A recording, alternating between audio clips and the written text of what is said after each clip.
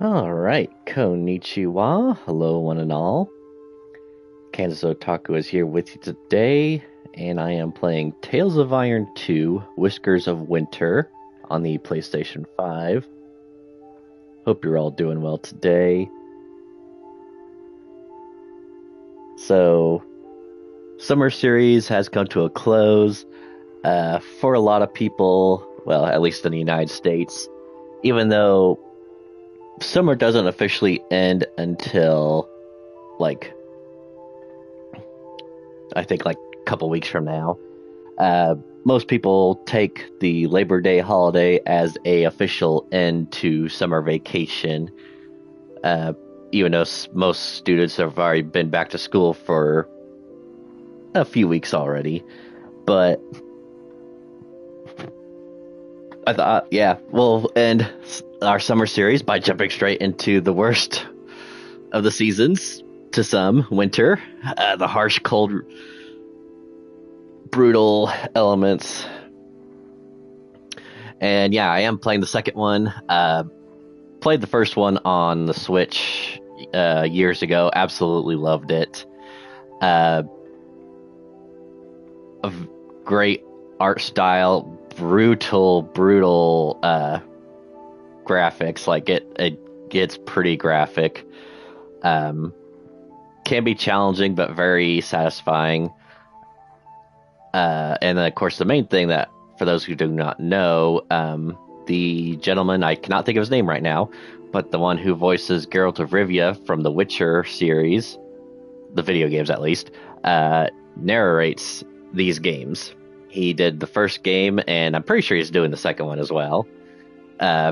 This game's been out for a little while. I just finally decided to get around to playing it after all the other things I've played. The first game was, like I said, it was excellent. And even though Switch does not have achievements, it has its own little built-in trophy system that I got all the trophies for, because it was that satisfying of a game. I don't think this is supposed to be that long of a game. I had a friend who I recommended it to him, and he basically said he downloaded it, played it, and more or less beat it all over the course of a day or two. I don't think I'll be doing it that quickly, but yeah, the first game was about a mouse kingdom being attacked by, I believe it was toads, and it hinted at other kingdoms, more specifically the Viking-esque rat kingdom. And in this game, it looks like we are taking on the kingdom of bats. So, don't really know what all to expect. Like I said, it's been a while since I played the first game, and been wanting to play this one. I've got the deluxe edition, which really wasn't that expensive, just for some cosmetic stuff. Here on the main screen, there's a little honor section for this gentleman here. Not quite sure who he is. Hope we get a little more information.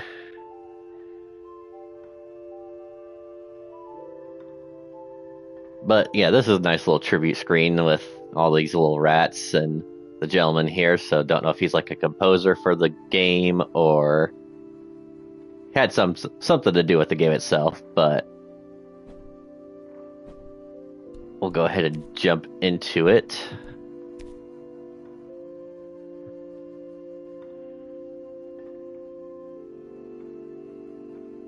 And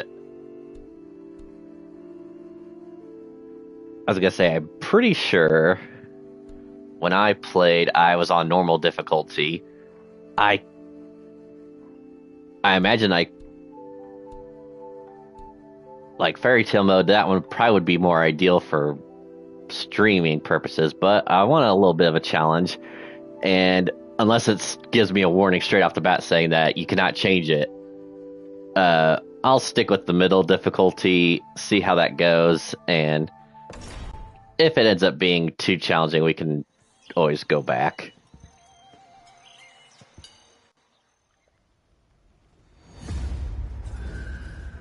In the north, they thought they knew all there was to know of war. Until the War of the Rift. While the Southern King hid, warm in his keep, the Darkwings cut their bloody trail from frozen north to winter's edge.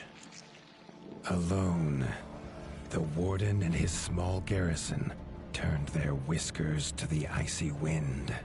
At the end of hope, in a last barrage, they wiped Batkind from the land and memory. With no sign of the Darkwing's return, in time, few believed them little more than a fairy's tale. But at Mount Cauldron, time had been all they needed. An old enemy claws free of their icy tomb and hungers for vengeance. But not all is lost. King Rattus brings north a cause for hope. A bastard prince, placed in the paws of the Warden of the Wastes to raise as his own. A secret of blood, never to be told. Now, fate calls for a hero in a murderous screech. And one young rat will answer. Well, geez, I hope they don't throw me right into the combat, because I'm not ready for that.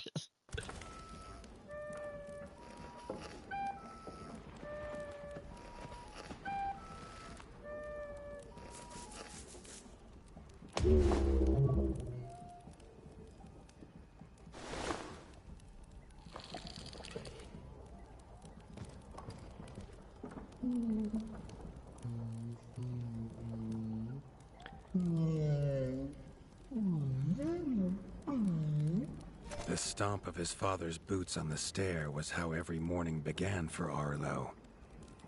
The booming shout to ready himself was louder still. But such was Lord Eivor's zeal at a new day. Dawn was breaking over winter's edge, and Arlo was yet to miss one.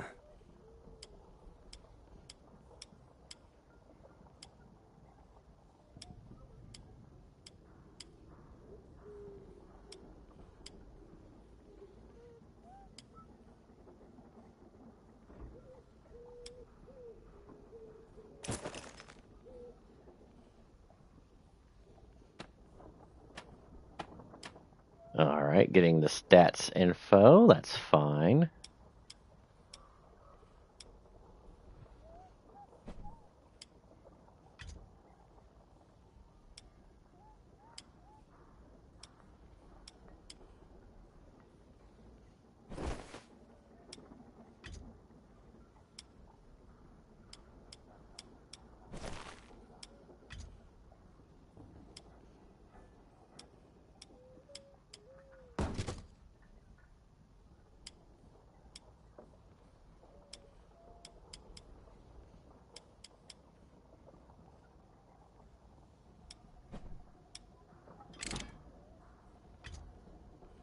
So got the Dragor Axe, a Bone Splinter, Dull Iron Axe, Dull Iron Sword. Well, I think we're going with the axe.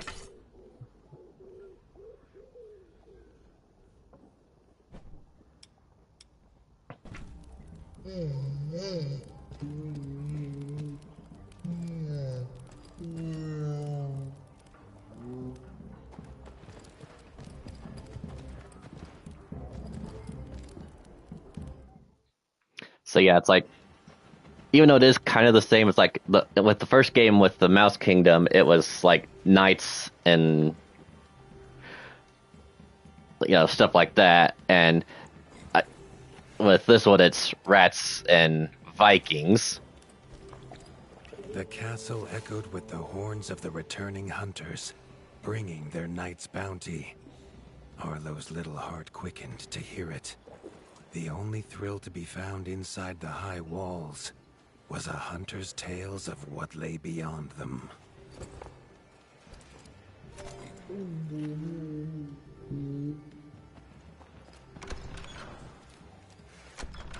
Arlo tells himself it's a good life here in Winter's Edge. The bustling of contented rat folk, the crisp mountain air, and without the endless scourge of frogs the southerners suffer. Why should he want for more?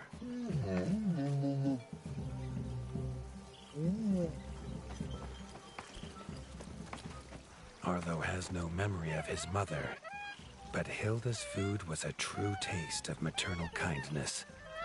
With the right ingredients, she would make meals nourishing to body and soul. Tiki's shop was perhaps Arlo's favorite, as the shopkeeper had wares from far and wide. But getting him to part with his curiosities was never easy. There was no time for tales of the hunt today.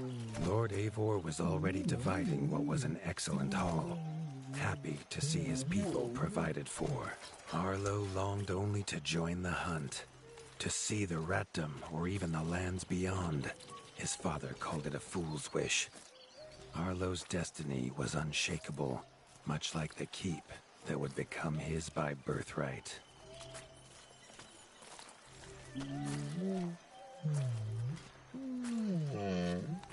Oh, it wants me to go back. Okay, gotcha.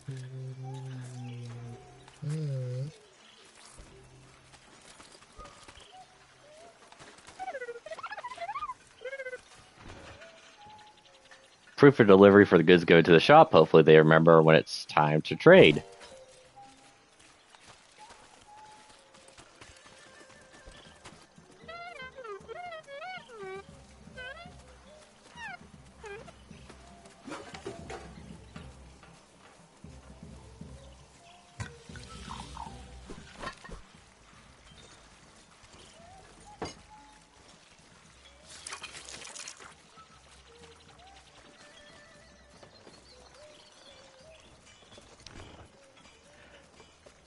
Receipt for cooking ingredients given to the chef. A good warden never lets the kitchen supplies run low. Oh, is there something over here I missed? Oh, yes. Chief Mason Leaf was the rat Arlo most admired. As younger brother to Lord Eivor, his carefree uncle never faced the burden of being warden of the wastes. With walls this strong, his duties were light, leaving him plenty of time for his nephew. A receipt for the lumber delivered to the builder. A rat's accounts must always be in good order.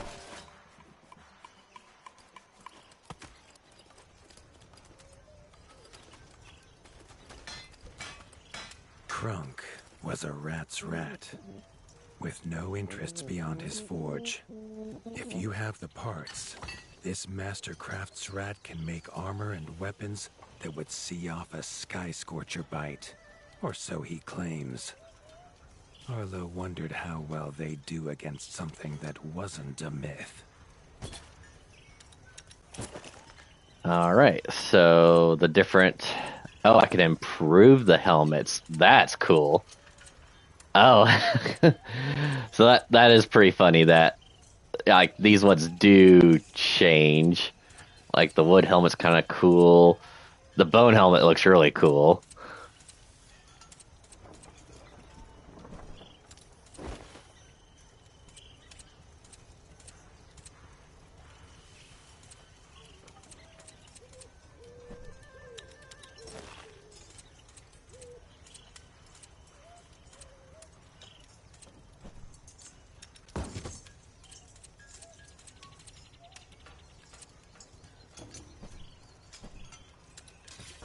And of course your weapons, you got swords,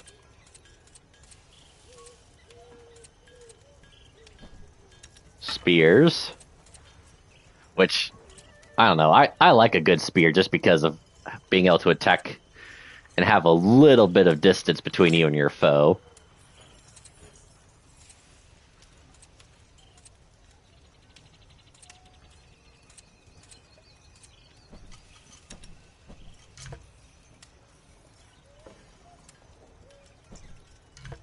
I don't want to craft anything.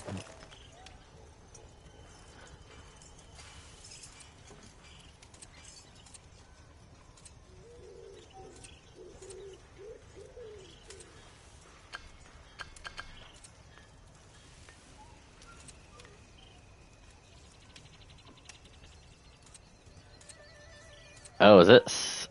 Wait, what? No, I wouldn't have enough. Okay.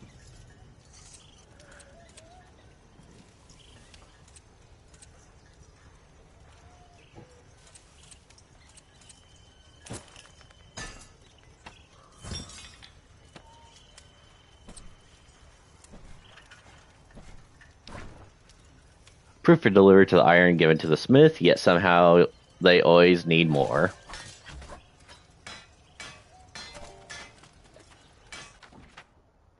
And then this is our map.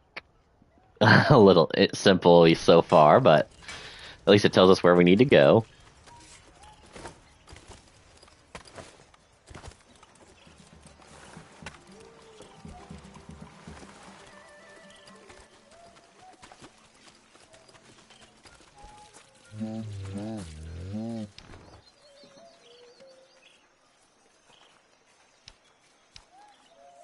Oh, and they give me that, so that will go away.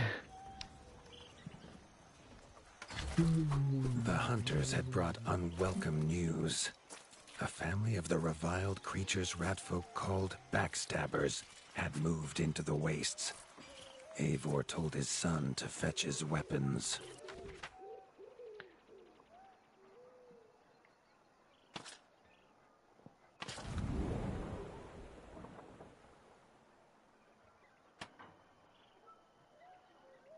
The outmost marking of the northern edge of Ratdom, and central seat to the warden of the wastes, humble compared to the pomp of the Crimson Keep in the south, its high walls offer shelter from the wind and protection from any enemies.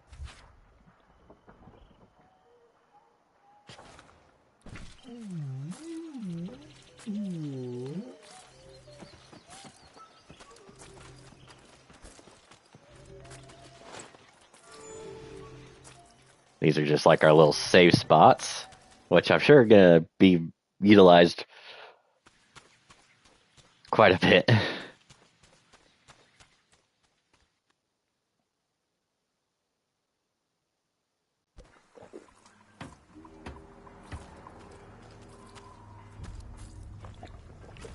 His father had no explanation for suddenly taking Arlo on a hunt. It even gave the hunters pause. Arlo had been taught to fight, and better than most. But rarely had he been tested. He was determined to prove himself. The rugged terrain of the outskirts could have taken all day to traverse, but Arlo's trusty grappling hook allowed him to swing between its many crevices.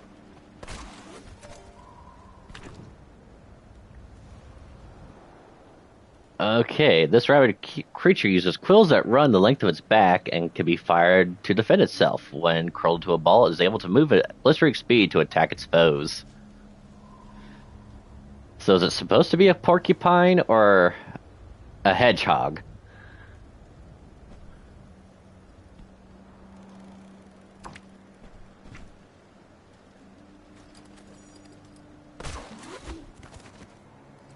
Arlo liked the feel of a sharp axe cutting through the vines. The wilds were part of his home, and nothing in them would frighten him.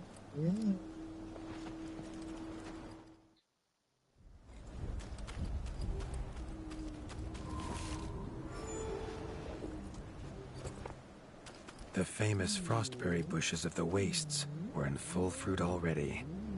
Their juice made a healthy tonic, though Lord Eivor preferred them fermented.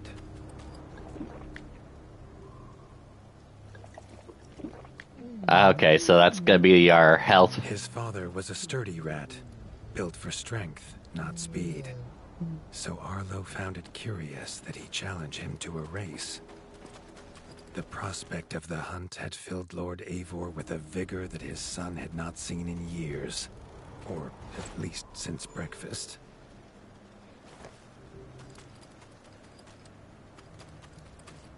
Uh-oh.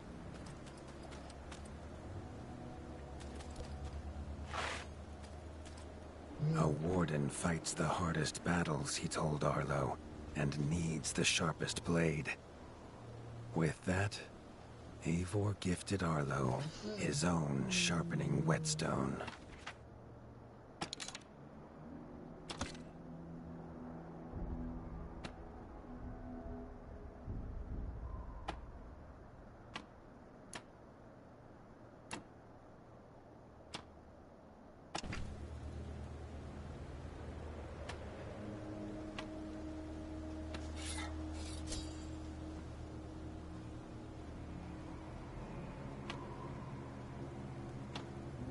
Whether Okay. these beasts were named for their spines, or for some past unforgivable deed, no rat knew.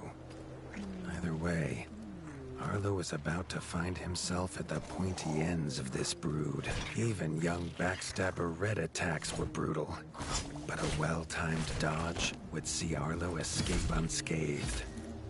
This backstabber lived up to its name with its deadly white attack, but Arlo's shield could block the deadly spikes.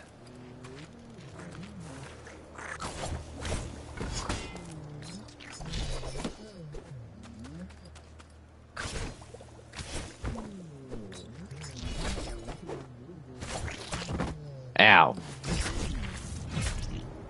This young one used vicious yellow attacks. Arlo had to time his parries perfectly.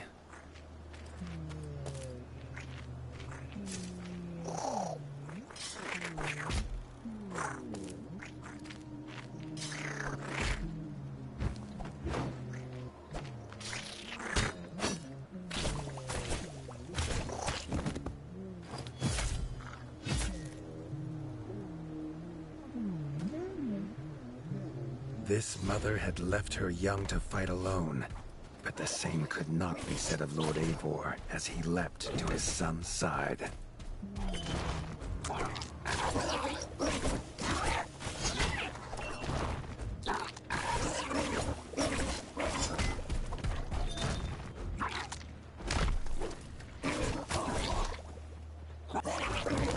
It was Lord Eivor's mighty blade that took her head, but the fight was won together.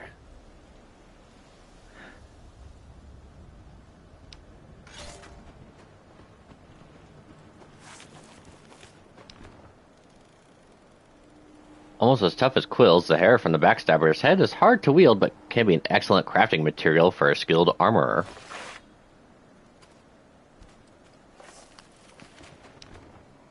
The thick hide of the backstabber brings toughness to your armor and weapons. The quills are more than sharp, they produce a static charge that powers its attacks with Thieves' Paw. That power can be crafted into weapons and armor. Despite being stubby-toothed, the fangs are sharp as forged steel and excellent for crafting.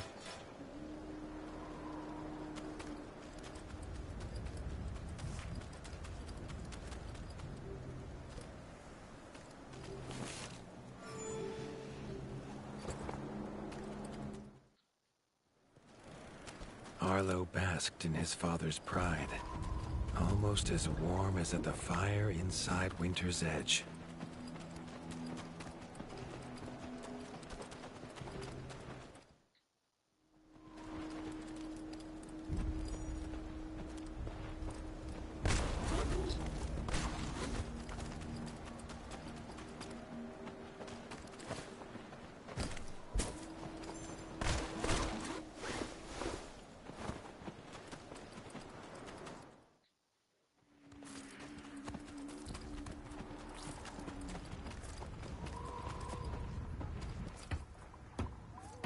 I hear unsettling rumblings. I'm just not sure what it is.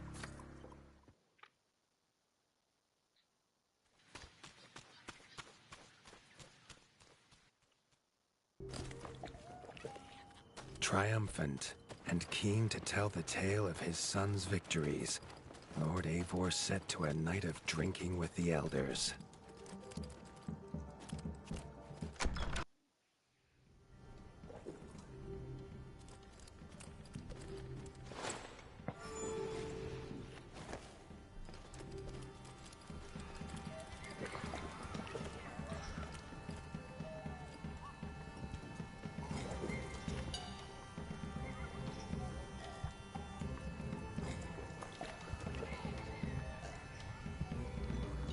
We're getting drunk.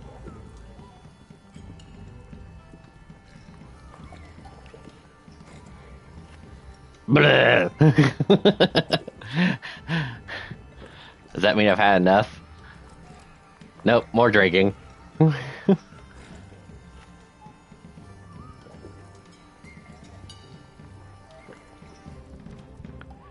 Okay.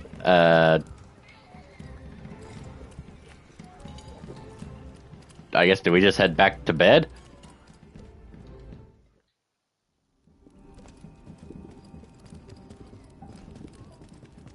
Yep. Arlo was reluctant to return to his bed, wondering how long he must wait to hunt again. The booming footsteps that woke him this time were nothing like those of his father. Oh yeah, bad rumblings. Is that fire?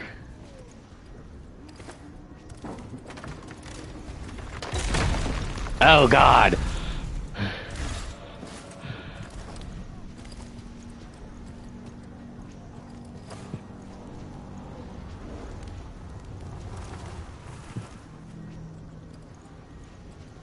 Well, that's definitely not good. Uh-oh.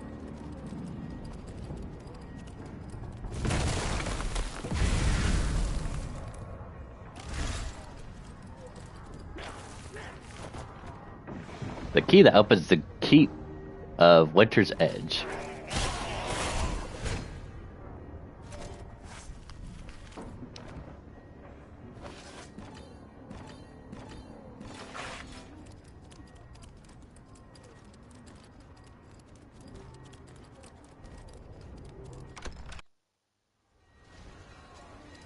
Okay, can't go that way. Found his father. The warden stood alone, holding back a whole Darkwing army. Their cruel Count Kazak leading them. No, father! His father charged, but the Darkwing Count was as fast as he was strong. The Winter's crown tumbled to Arlo's feet, now without a head to rest on. There was no time to grieve his father, as from above the Count revealed his greatest weapon, a Sky Scorcher. Not a fairy's tale, but an undead beast whose very breath could level kingdoms. And its eye was trained on. All that came next was a fog of bloodlust, snapping jaws, and the beating of leathery wings. But there could be no victory. Arlo awoke, groggy and warm to his father's shouts. Only he wasn't in bed. The warmth was from the fire that had engulfed Winter's Edge, and the shouts were his uncle's. The only other survivor of the Darkwing attack, Leaf was bruised and his hind paws barely steady. He'd seen villagers flee to the outskirts. Arlo knew it was up to him to make them safe.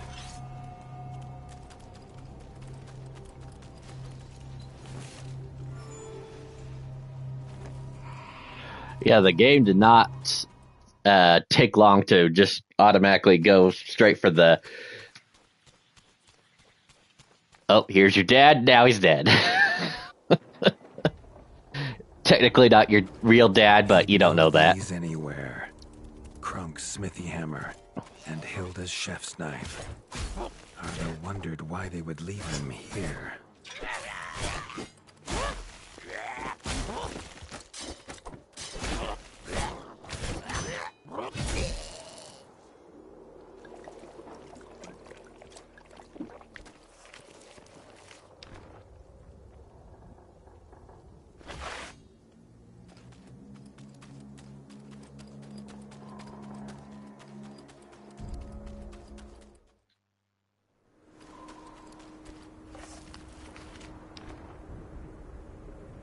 Ooh, do I want to switch to the spear? Yes.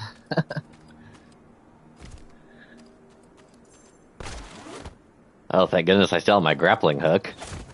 Oh.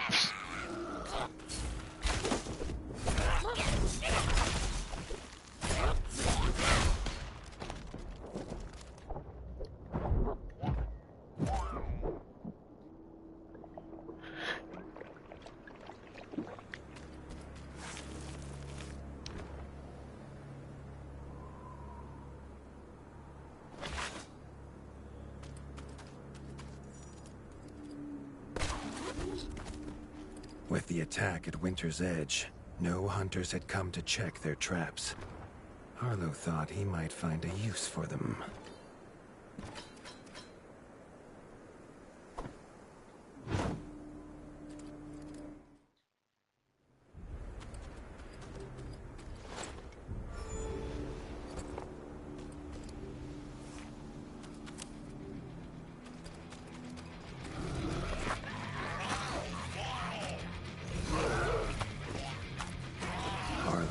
Found the reason his friends had fled. The taunting shrieks revealed that this was Baron Frostovik, son of the Darkwing who took his father, and therefore a perfect target for his revenge.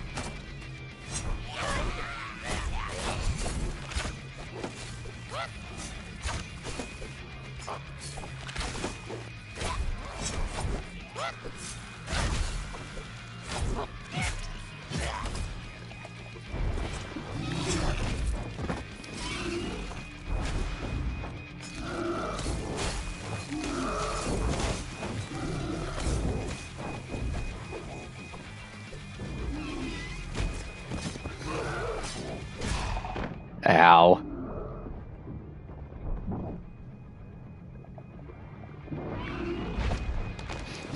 I'm still not doing very good with these controls.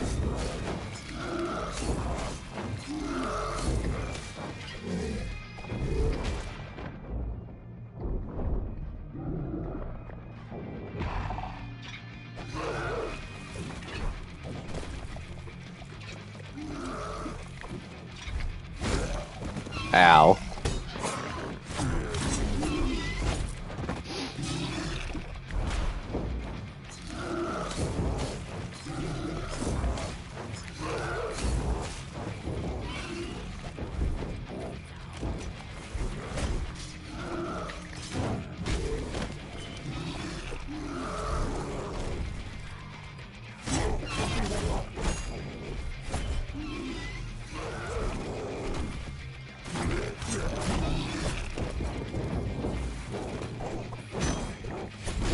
Ah, dang it. Gotta be the first of many.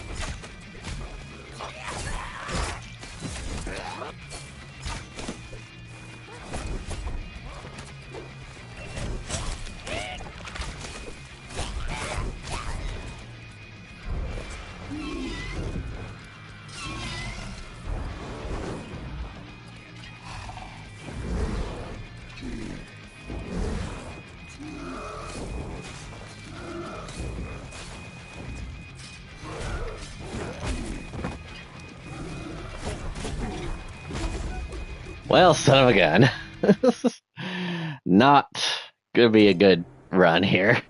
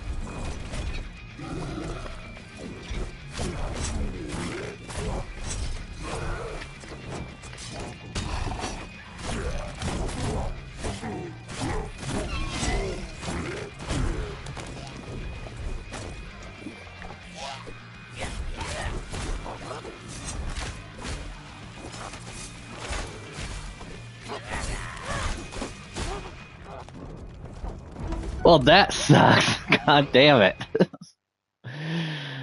uh.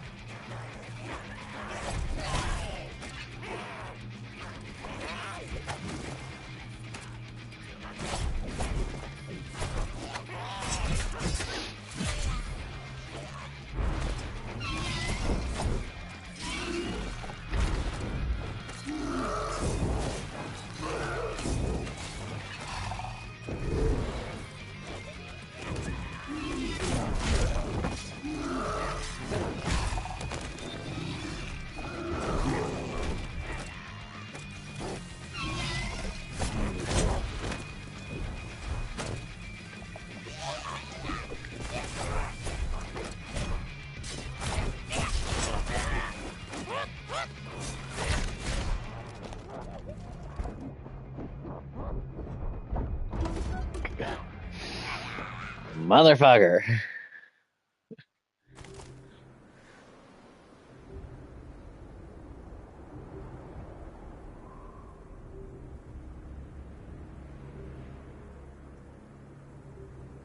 Granted, I might be at a disadvantage with this gun.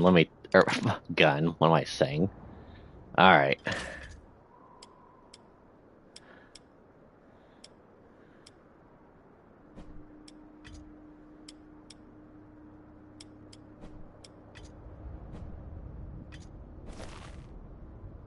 Wait, why would I want to wear that?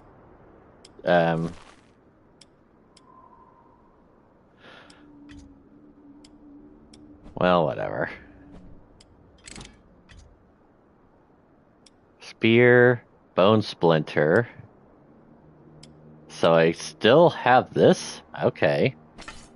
We'll try it with this.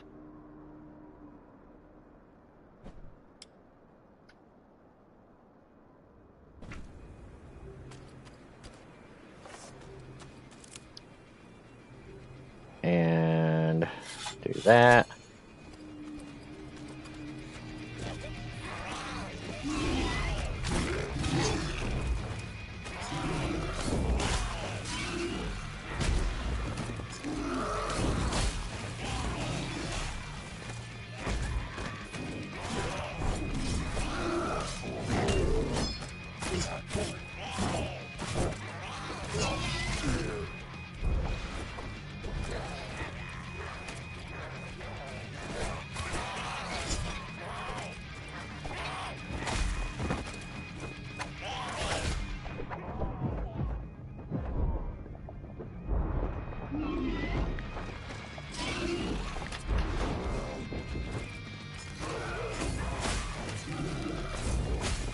God damn it.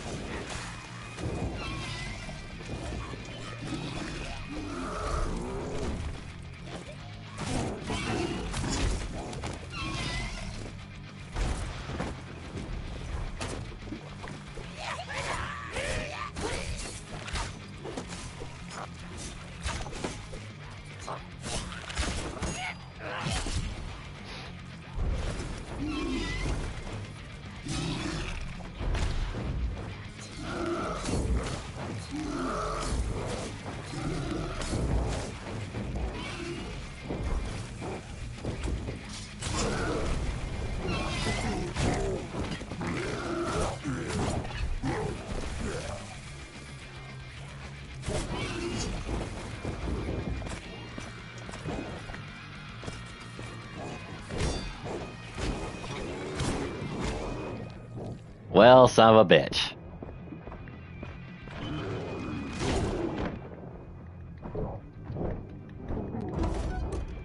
A little slightly better, but still piss poor. And now I gotta go back in and change all that shit again. Okay.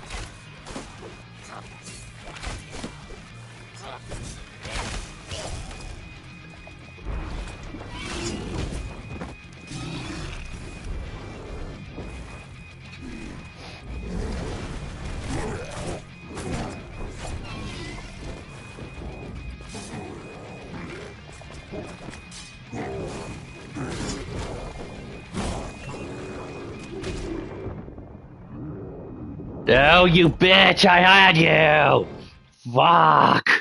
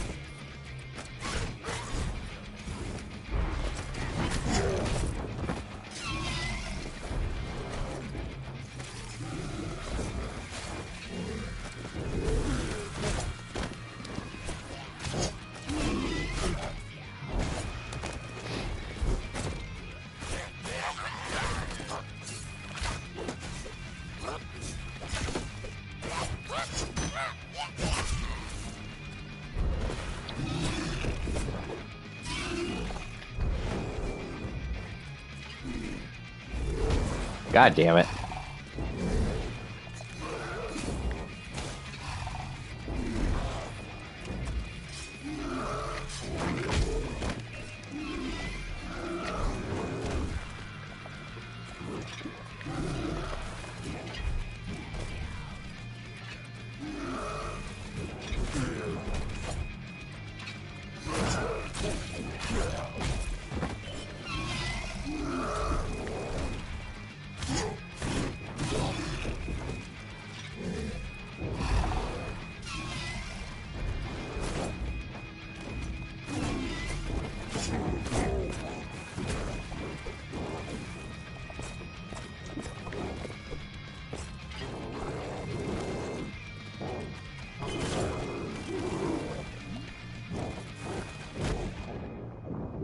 Get away from me, you bitch.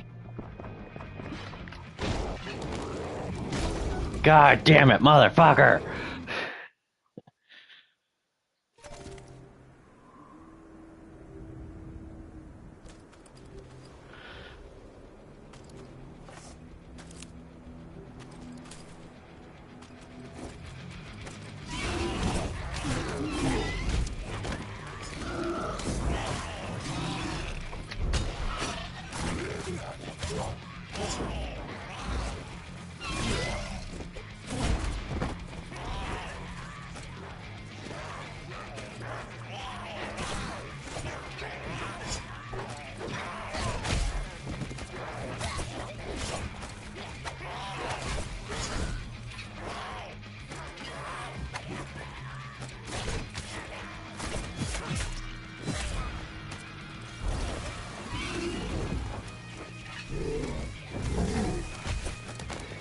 How the fuck did that knock me back? God fucking damn it.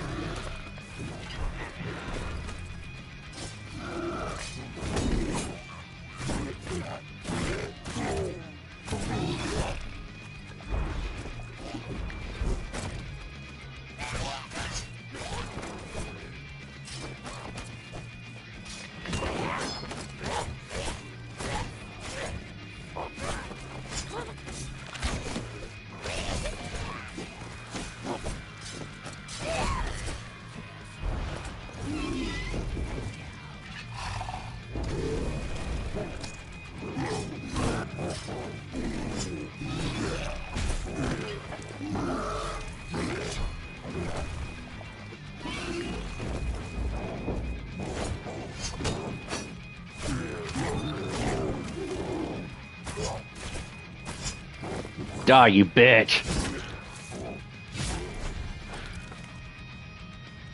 His foe was beaten, but seeing what had been inflicted on Hilda and Krunk, Arlo's need for vengeance was only growing.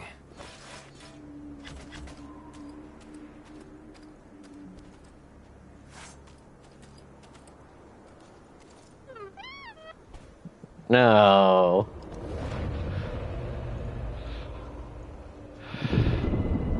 Arlo suddenly wished to be within the walls of Winter's Edge, to hear the boot and boom of his father at dawn, a sound he realized he'd never hear again. He needed to return to whatever was left and make his plan.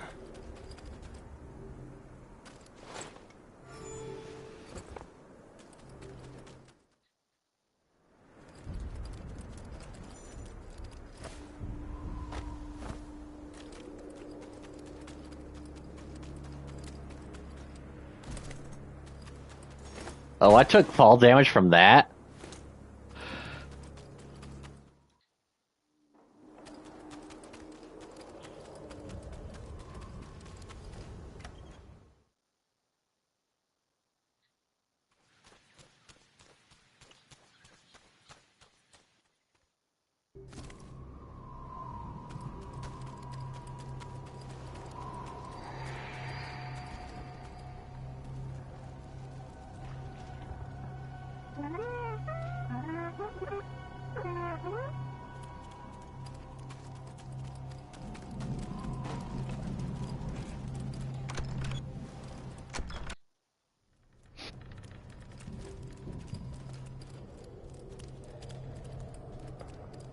Spent from his journey, Arlo fell into his father's chair, the one thing still standing in the ashy ruin.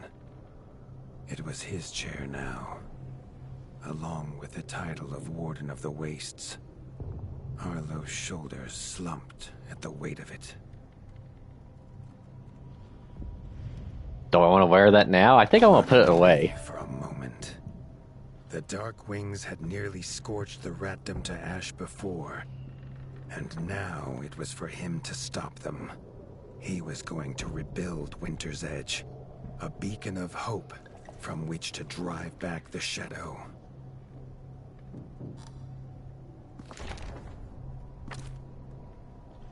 Alright, I need a chef and a smith. Let's go for a chef.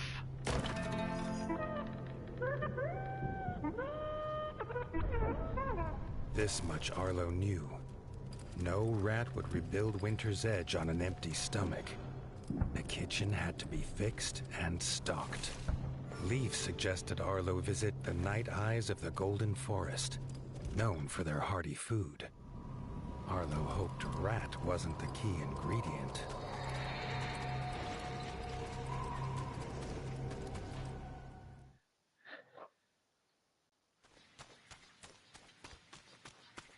So I do feel like I remember, much like in the first game, starting off, it is brutally difficult, but thankfully, oh, where am I going?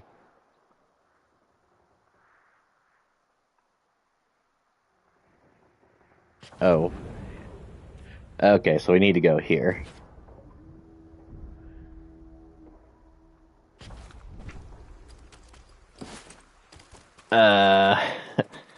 Wait.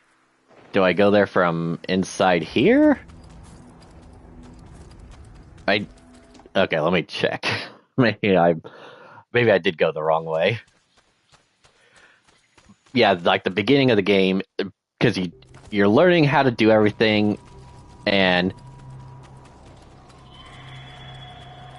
it's like the patterns you could pretty well get down okay, but it is still brutal. The smoke had attracted help in the unlikely form of a pirate. Captain Blacktail had seen many towns razed in his years, usually by his own paw. A fact he chose not to mention as he offered his services. The ship King Rattus's Revenge would take the young warden wherever he had need to go. Ah, so is this where I go to do travel?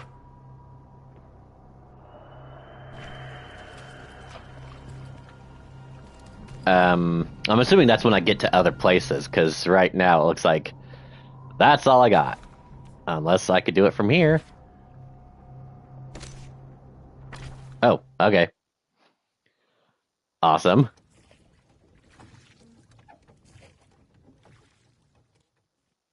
The autumnal gold canopy glimmered in the sunlight, held high by the silver boughs. There was no denying the wonder of the Golden Forest.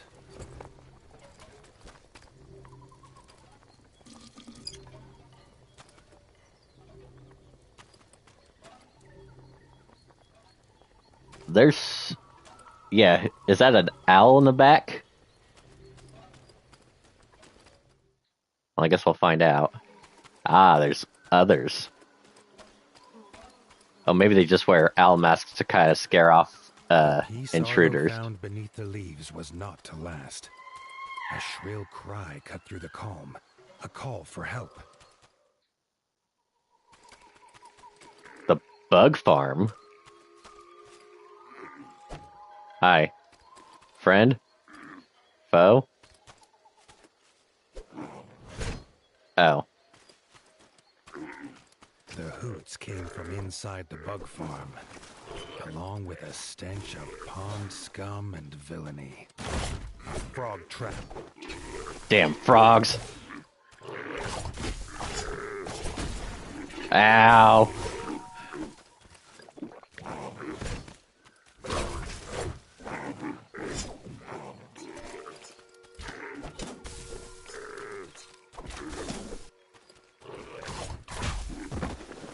Ow.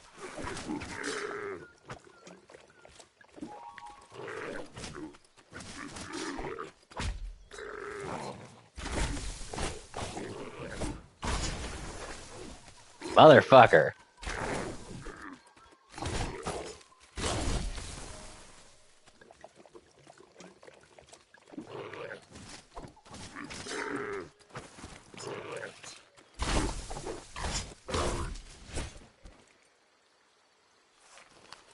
It is an owl.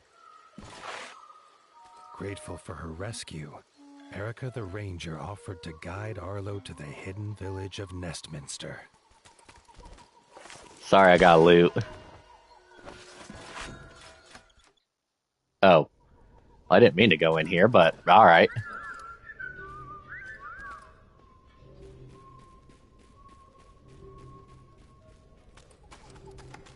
Sorry, I didn't mean to scare you.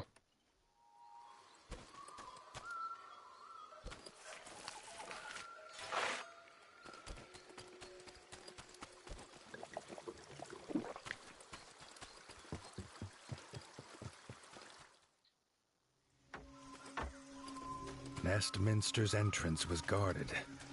Under their helmet, the eyes of the guards seemed to glow. Was he prey walking into a hunter's camp? Arlo could not help but gasp at the sight. He had never seen a place so ornately crafted. It was nothing like the cold stone of home.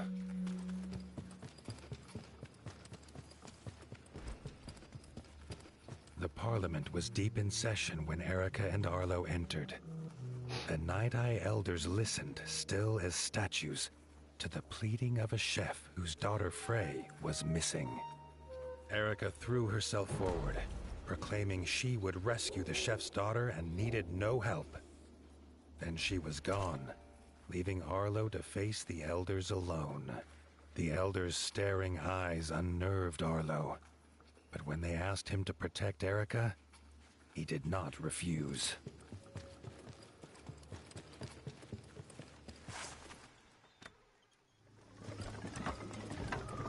Frey's father told them she wanted fish for a new soup recipe. He told her never to go to the dangerous Moonlight Pond, but she was stubborn as she was brave. The chef handed Arlo a few poison antidotes without explanation. Arlo wondered what could go in soup that would have him so scared.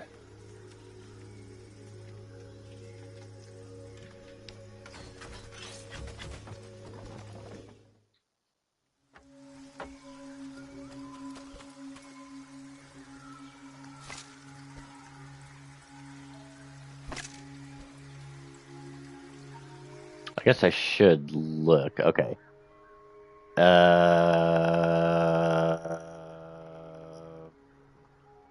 Okay, that is a ways. All right. Erica said they must be as stealthy as the owls of old. She gave him a bow carved from the silver boughs, quiet as a whisper and deadly as a talon.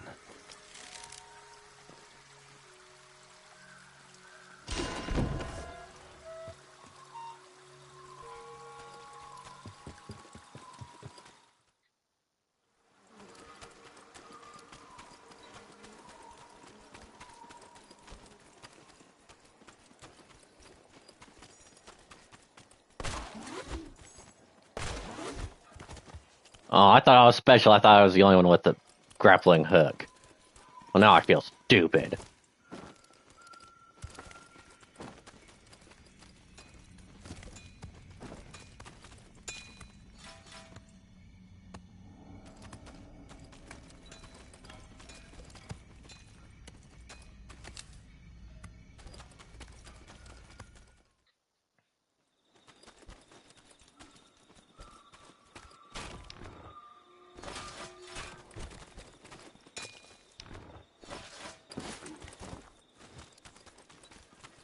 A white feather. Erica knew it was Frey's. They were on the right path.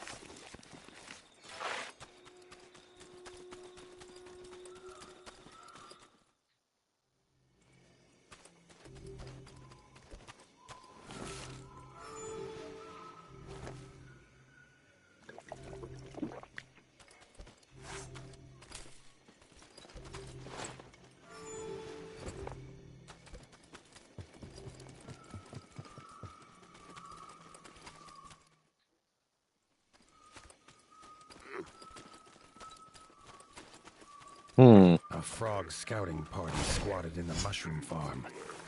Arlo's arrows would make swift work of them.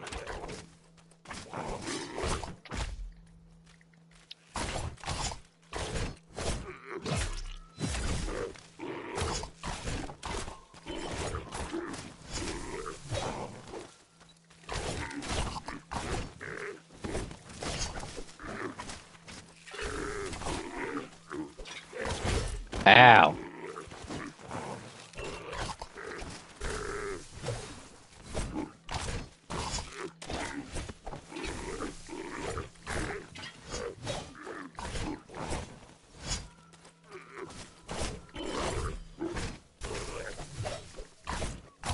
The farmers emerged, shaken but grateful.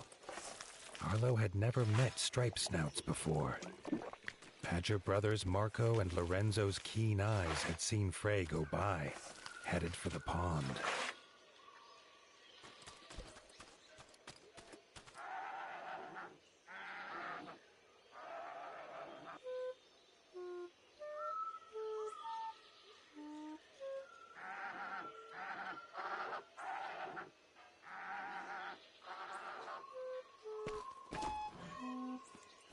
Be safe.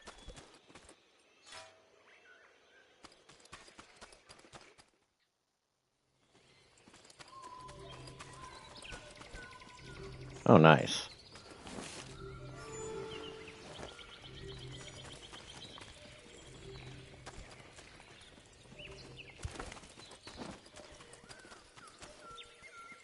Wait, was there a... There was a grapple.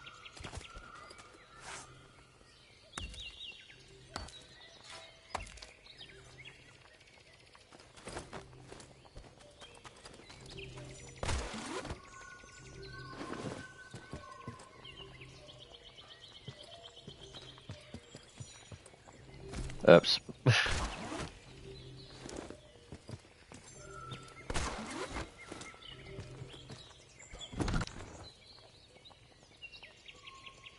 Nah.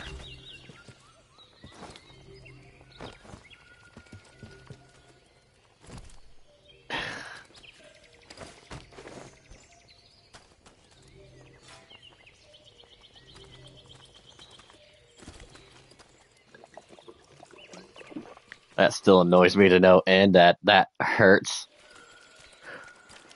At Moonlight Pond, Frey was already preparing to leave. Her hunt, it seemed, was not done. With a hoot about an egg, she was gone.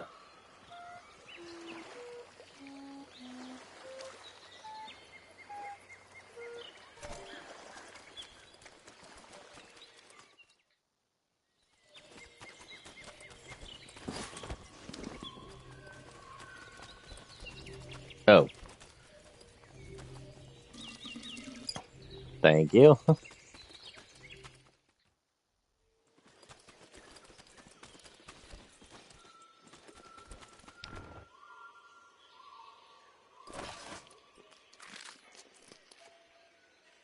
Wait, do I need that? Oh.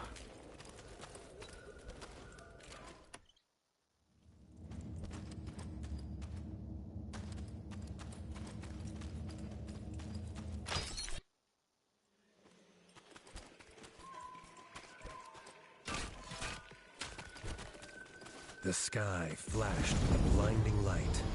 Suddenly, towering before him stood an imposing figure, his flaming sword heating the air around Arlo. Thrusting his sword into the air, the stranger imparted his gift onto the young warden.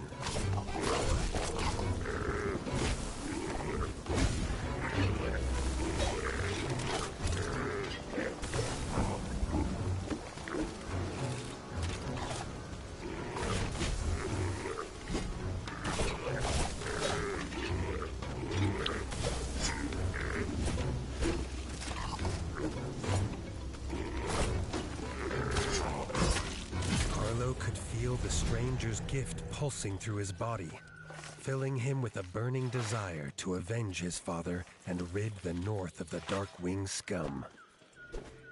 Okay.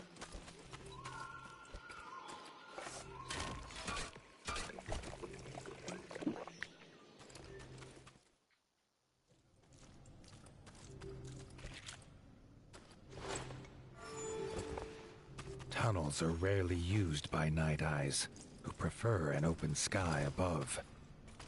Arlo knew dangerous creatures lurked in such dark places.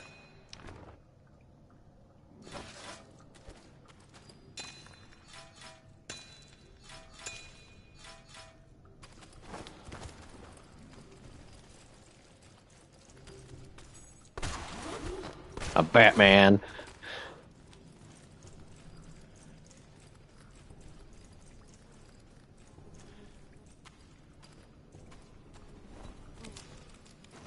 Oh, no. Ow. Why'd I do that?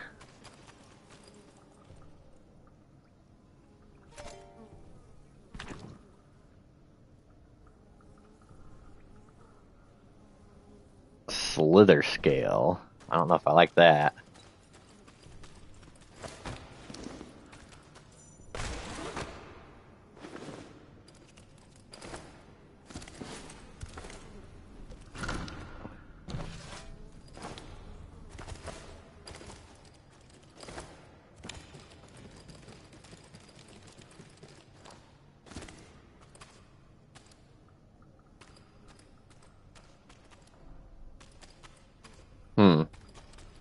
Was there supposed to be something here?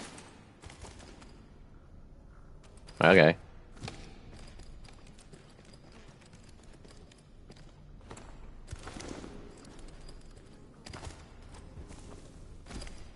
Ow!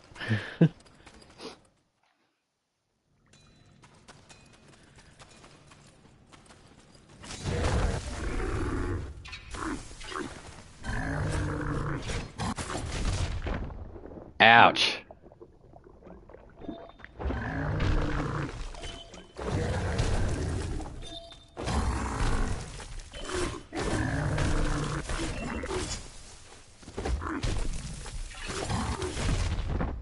Ouch.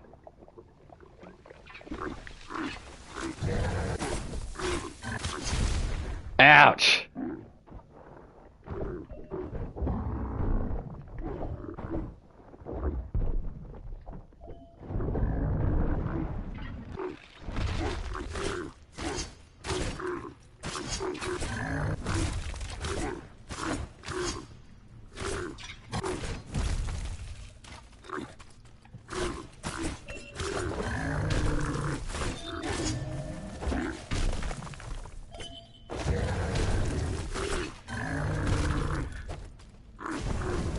Burn, you bitch!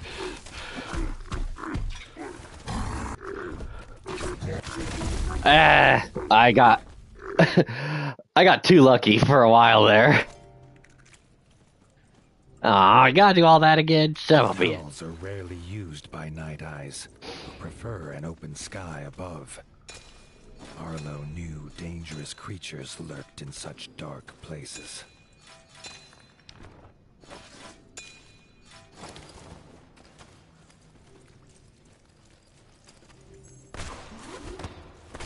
Well, if I don't hurt myself... again... by doing something stupid like jumping down... will that hurt?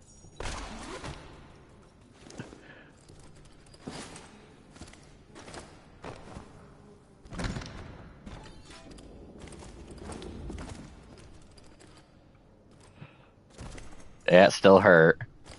That's annoying. Okay.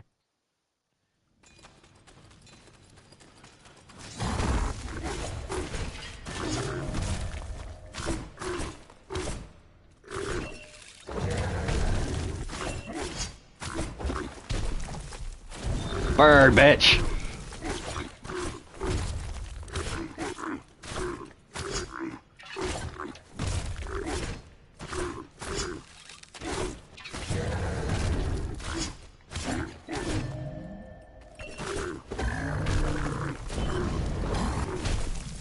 Ow. Ow.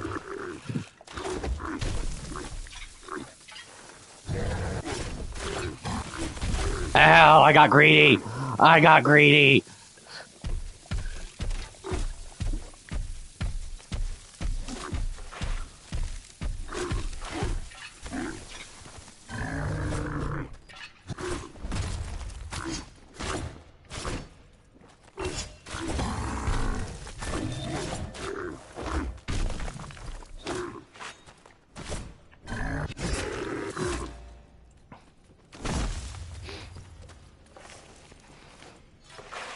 Okay, not too bad.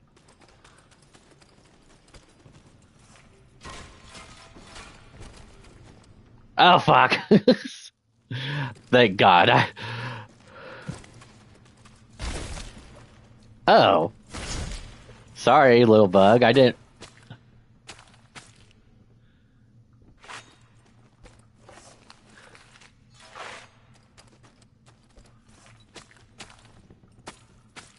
Oh, I get... was that filling up my deal? My, Estus flask, I guess you could call it. Get back here, you dumb bird. I'm sorry, I shouldn't call you dumb. Hey, who are you? Yeah, if there's stuff I can sell, I would definitely sell. Like, the charged sword, don't need that.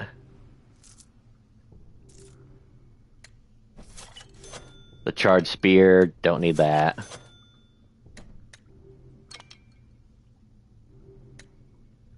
Oh, what's a love bow? I don't know.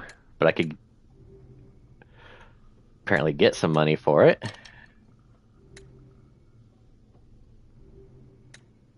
Burnt shield.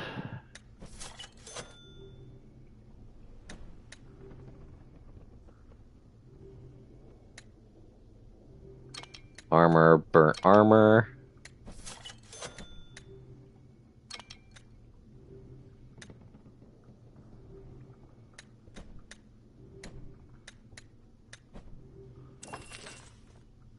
Alright, well thank you.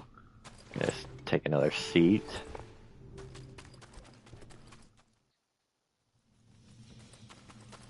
This is gonna suck.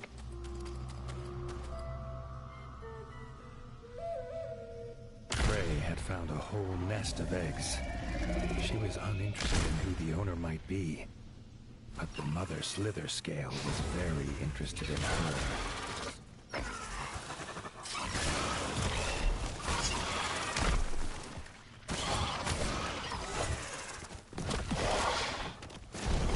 Bird!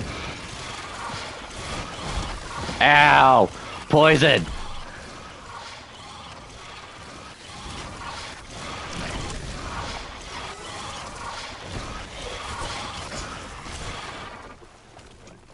Side by side, Erica and Arlo forced the slither scale from its lair.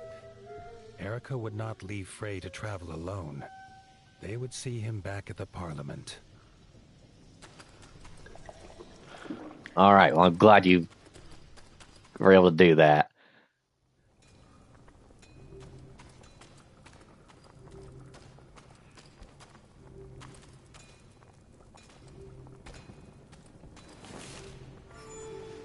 Honestly, part of me kind of wants to go back. I don't know if there's another path this way, but if a snake went this way, I mean, is it possible that we could catch up with the snake and try to finish it off? Could I do that myself? Probably not. Sorry. Sorry.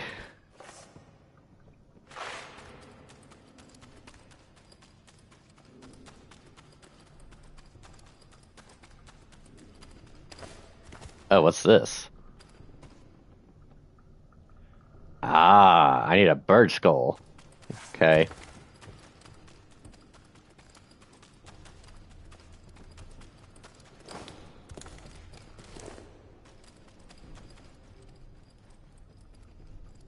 Oh, is the mole friend not even here?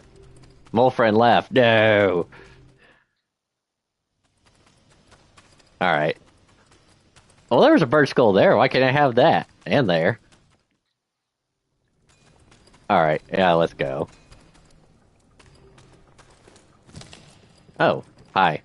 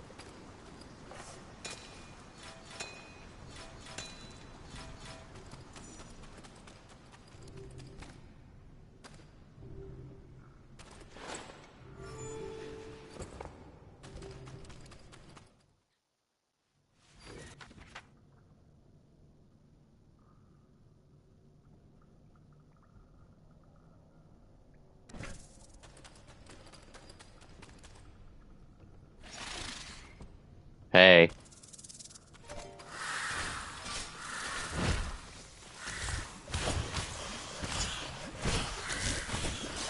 Yeah, bitch.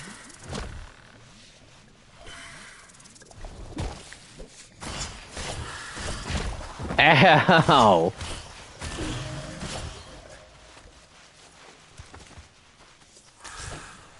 Bird, bitch.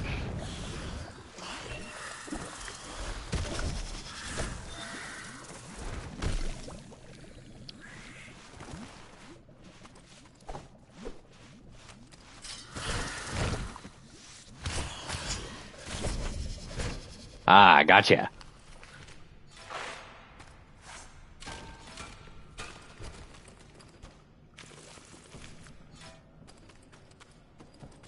I'm the snake killer. Fear me.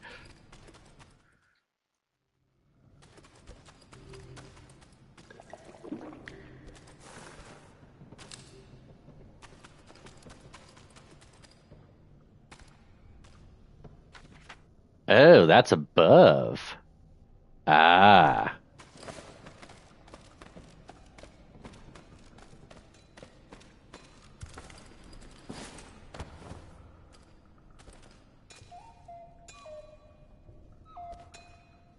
Oh. Can't go that way? Alright.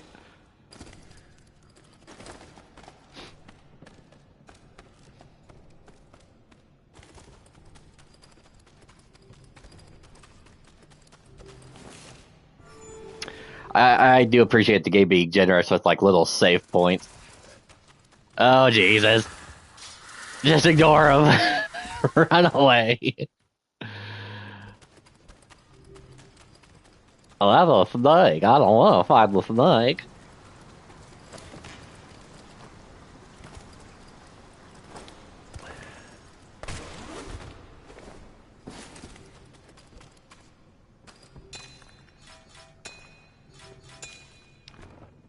Silver, nice.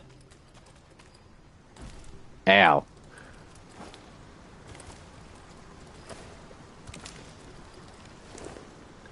Alright, let me test this.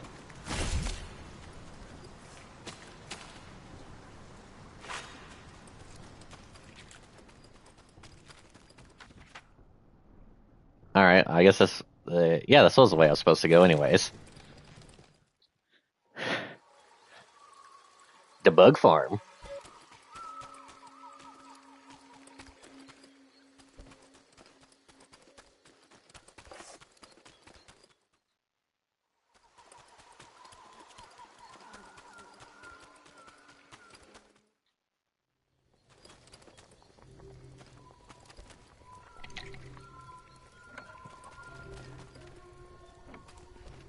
Oh, I went too far. I was supposed to go back the other way. Alright.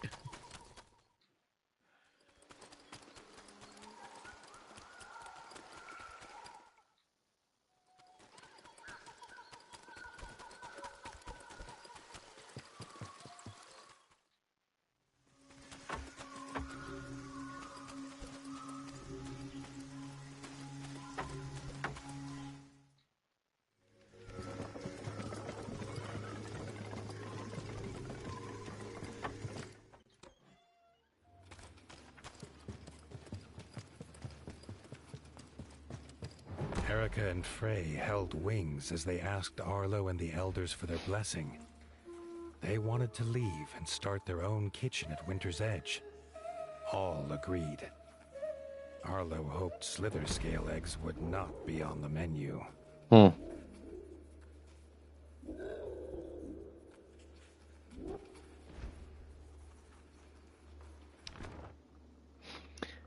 Blueprint used by the smith and unlocks slither scale line of weapons and armors. Dull slither scale short sword. It would give me a little bit more damage, but we'll put it back for now. Shield. Why does it look like a helmet? Never mind. Armor. Nah.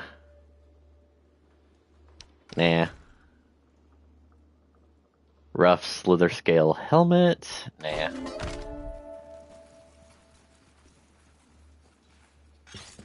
Okay.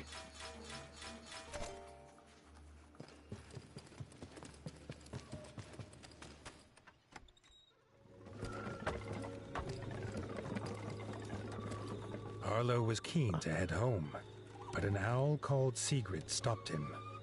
As Chancellor, she had a budget for someone to deal with the local slither scale problem. If he wanted the job, he best join her in the Rangers Guild. Ooh.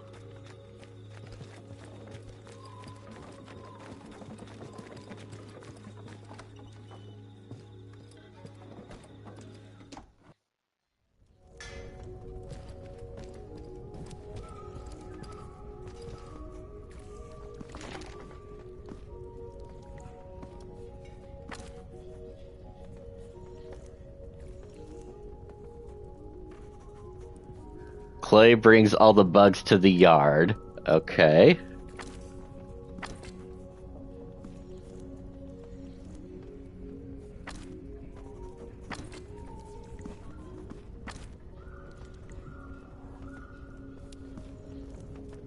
Ooh.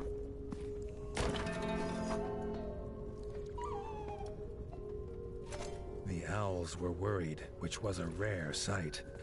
A slither scale nest was nearby with a fresh clutch of eggs. The nest had to be destroyed before they hatched and unleashed chaos.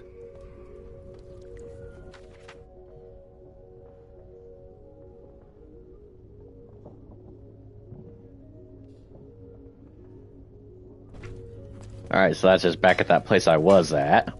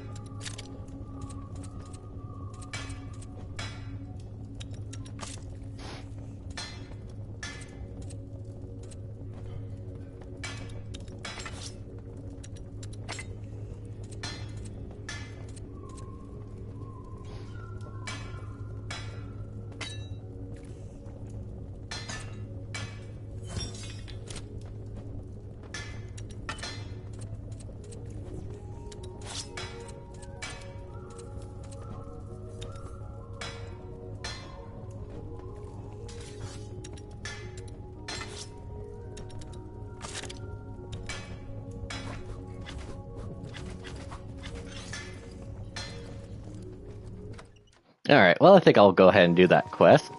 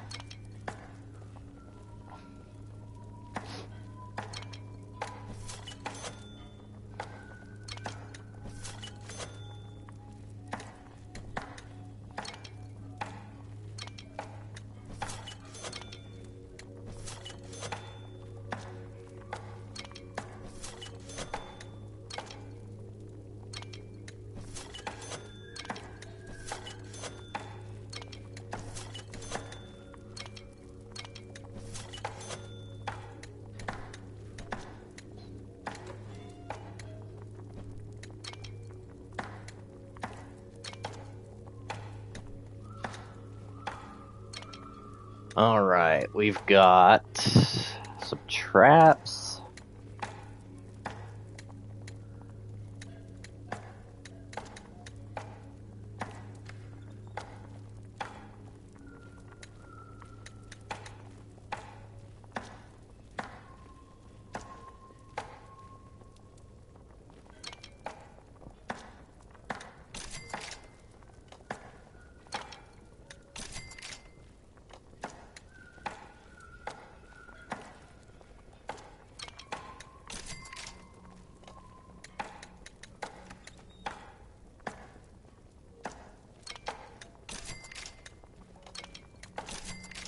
Okay.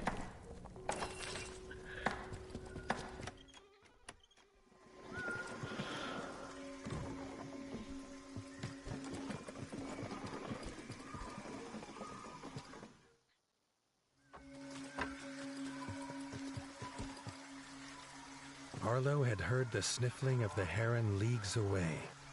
Ernest was the most skilled fisherman in the ratdom, or had been. In between sobs, he told Arlo he'd dropped his best rod in a well. The warden offered to find it, if only to stop the noise.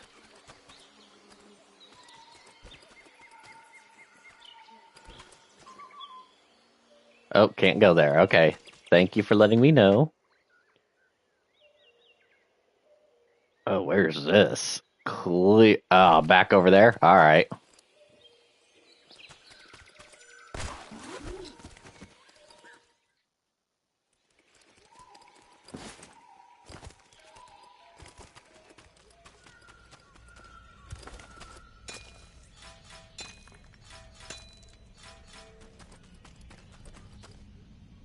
What about the caves? Actually, I do need to go here first. If I can. Oh, no, I can. Alright.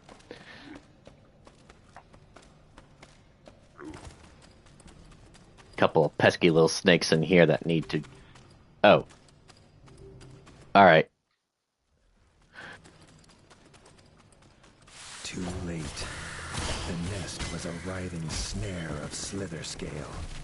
If any escaped, who knew how many would fall prey to them?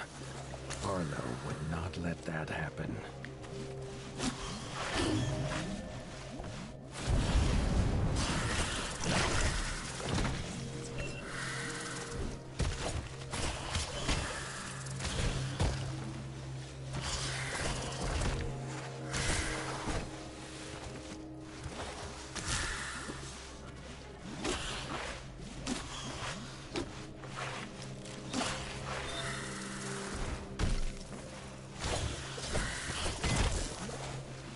Ow.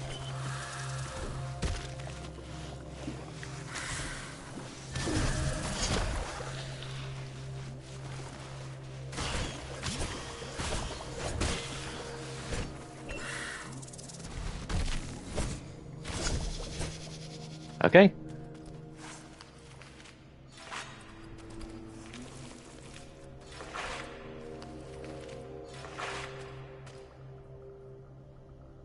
the blaze destroyed the last of the nest. Oh, Jesus! Arlo had no time to rest.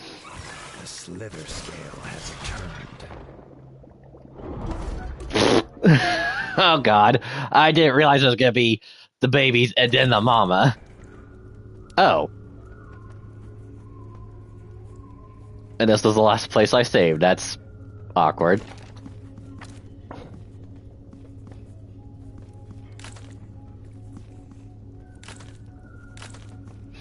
Oh, because I had that one marked, I can't do it until I'm done with this.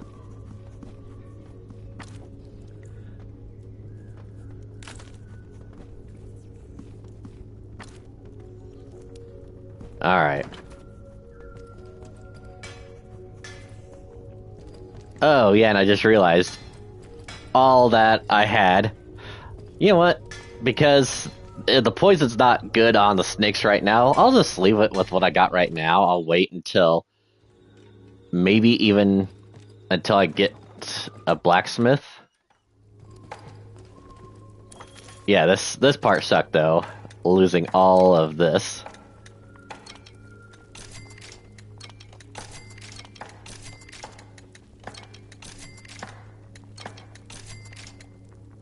Oh well, not a major loss.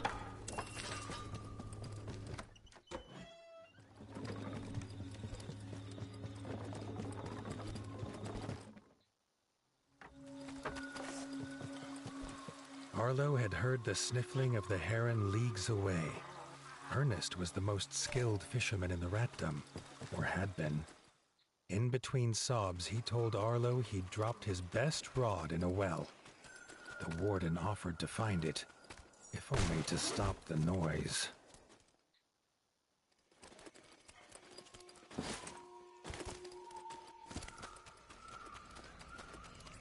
I guess I didn't really... Well, I did come across one spot, but I should have stopped and saved that, but... Now I'll just go.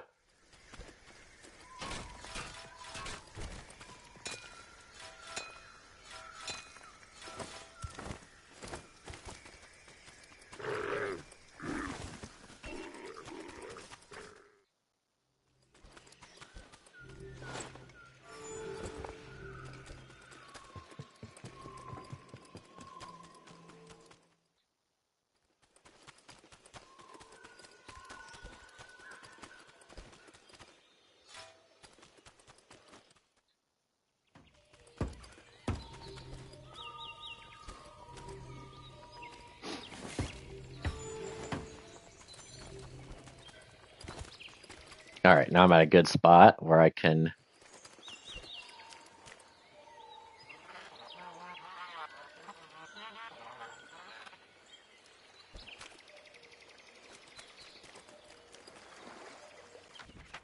So wait, what am I supposed to do?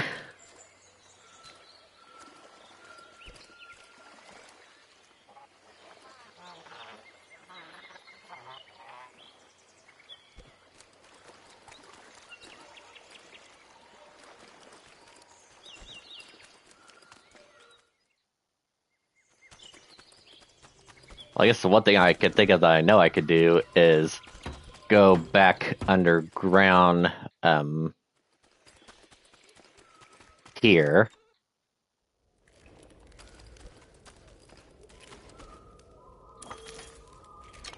Oh, I could buy. The farmer card. What it lacks in power, it makes up for in its positive qualities. Oops.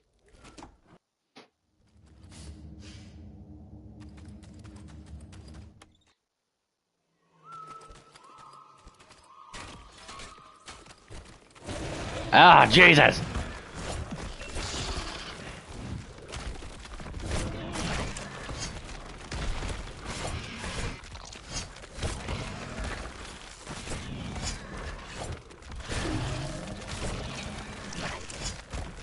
Burn, you bitch!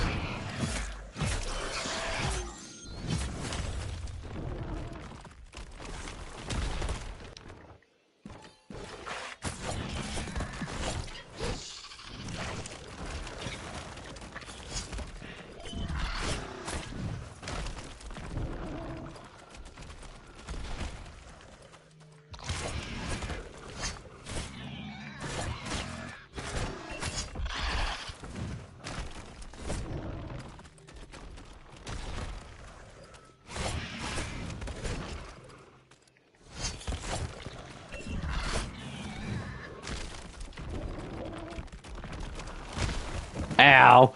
Okay, touche. Fuck.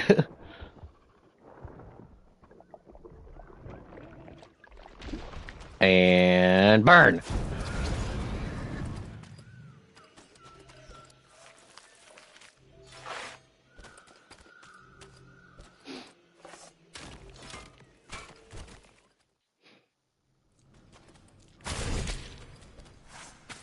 Okay, yeah. These little maggots do give me uh, refills on my SS flask. So, like, what I could consume for energy is berries and bugs, kind of like a rat would have.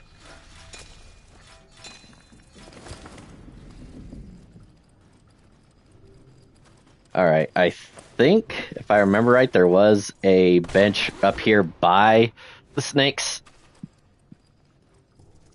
At least I hope there is. Oh. Well, this wasn't the snakes I was thinking of, so.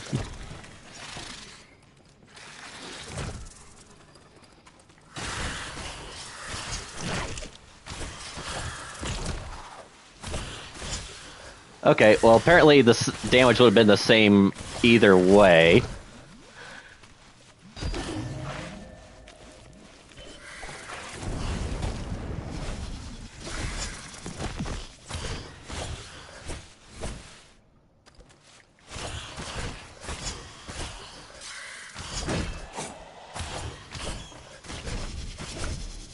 Okay, not bad.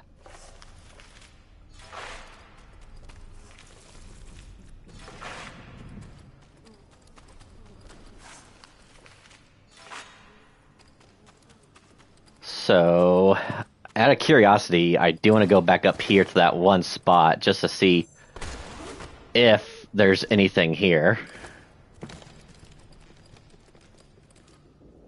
Still no, but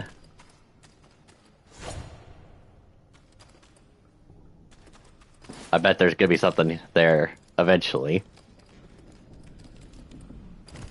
Ow. Alright.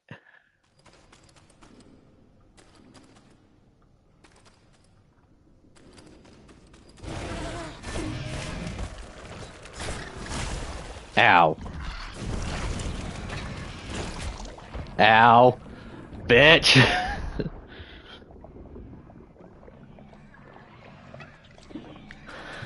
Alright. Now I'm ready.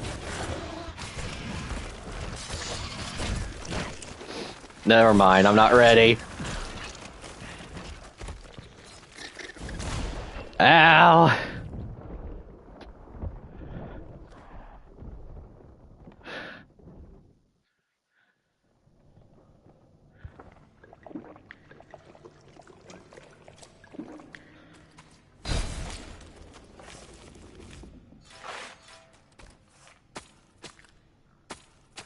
So they give me a tiny bit.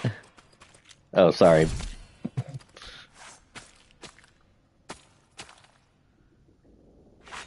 Though right now at this point, I do strongly feel like I am definitely not in a position to where I could probably beat.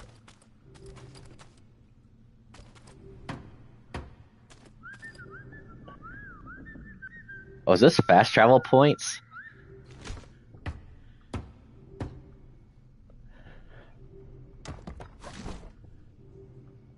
It is. That is convenient.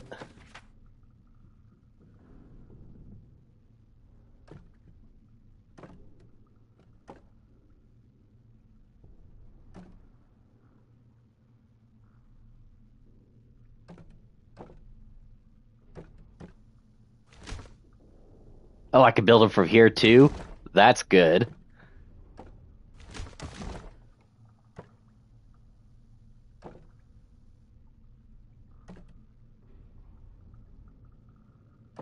Um...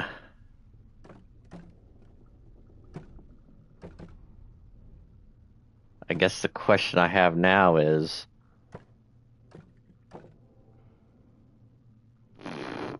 Where do I want to go? All right, let me sit down again to rest my weary bones.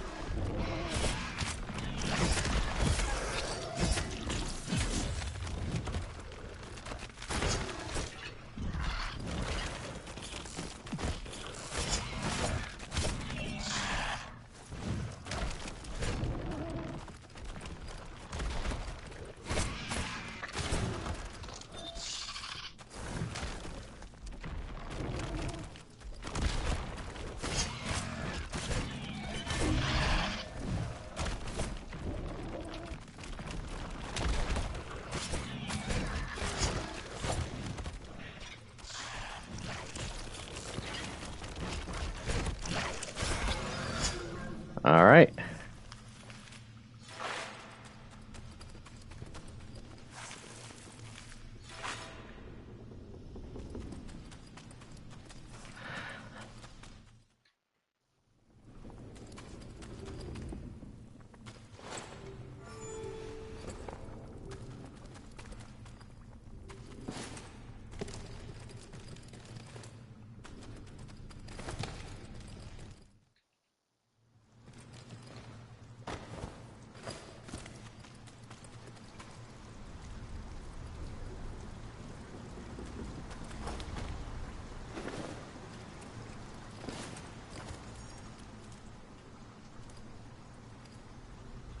Hey, it's the merchant. All right. Let's do this first.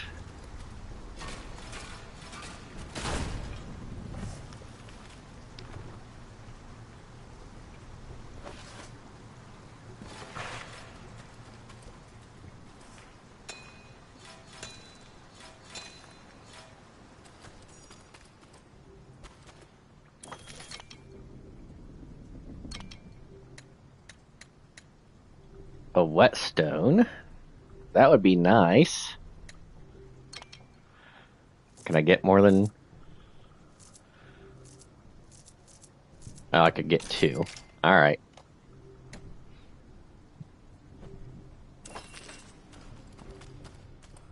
Ah, this was where the snakes are. Okay.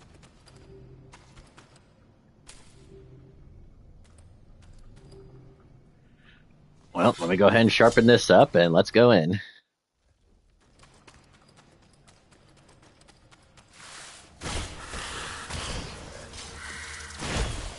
Ow! Ow!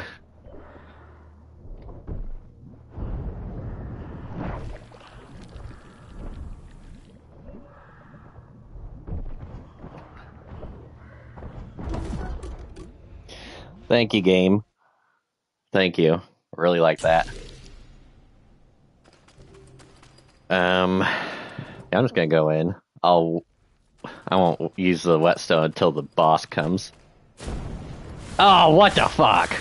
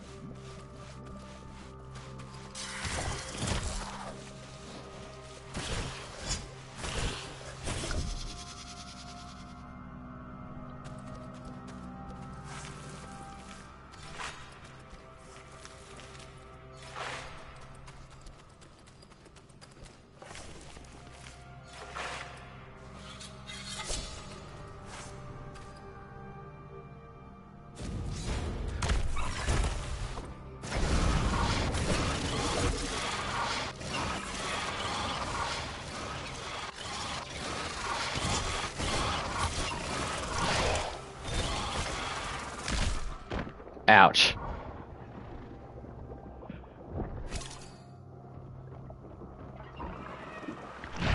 Ouch.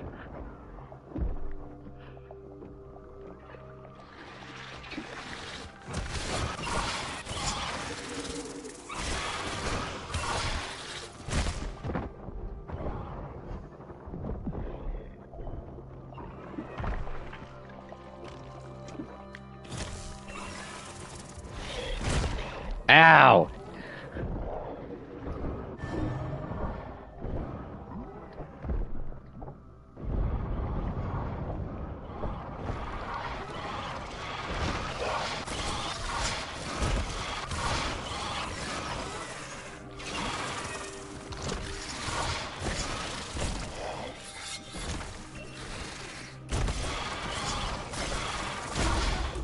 Alright, yeah, I am definitely not equipped for this fight.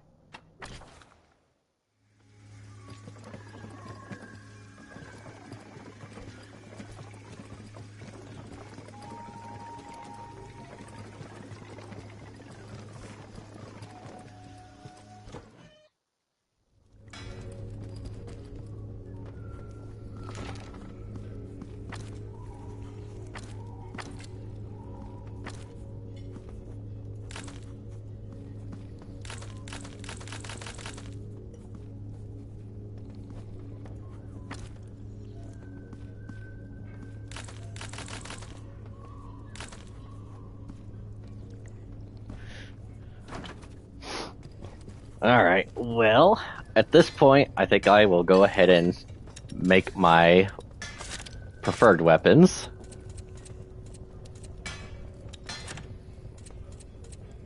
I feel like a crossbow might be better.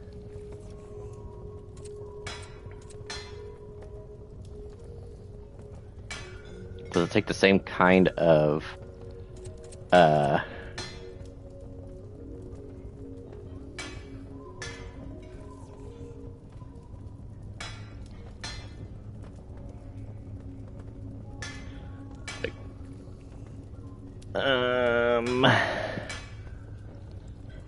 I guess it's only like a couple points better than what I've already got.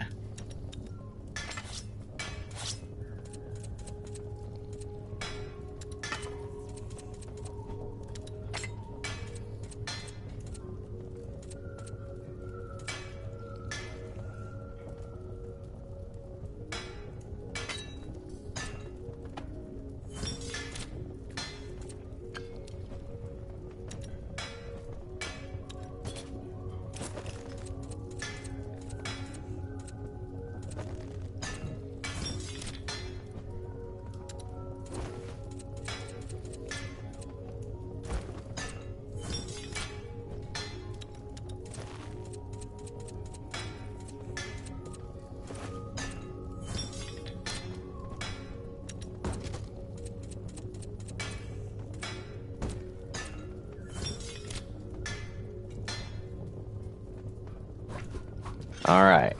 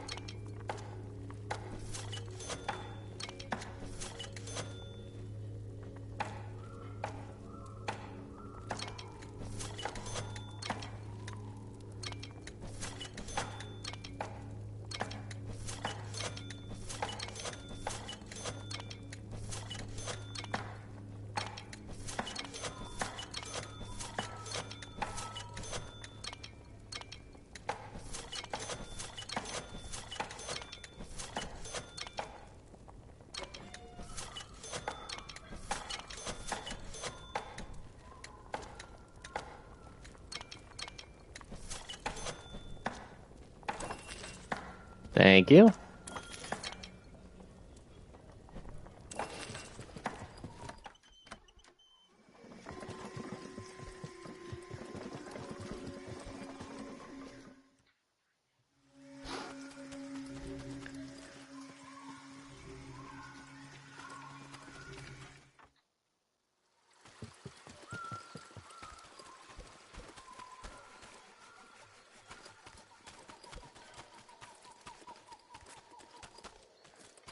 Let me check the bug farm again just to see if there's anything.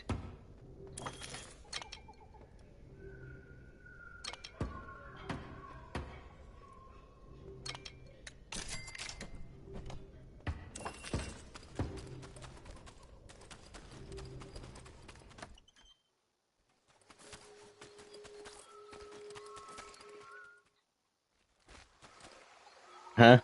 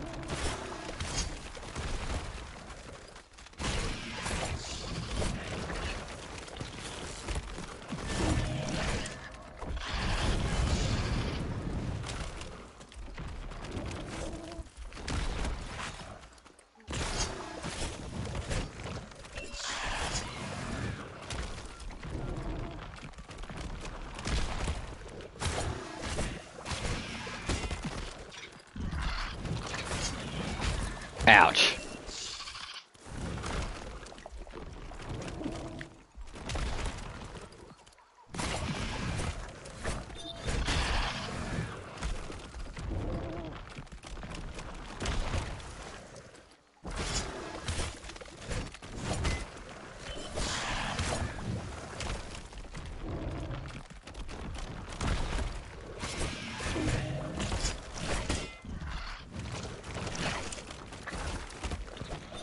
Burn.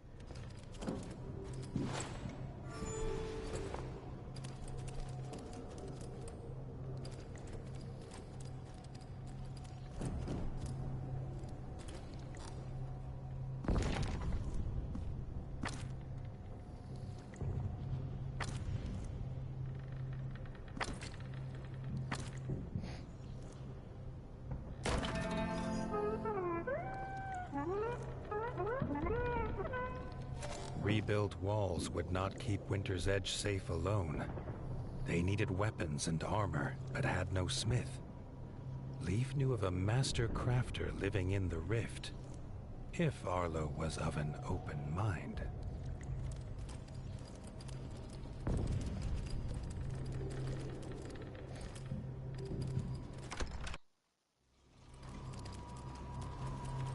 All right, let's go.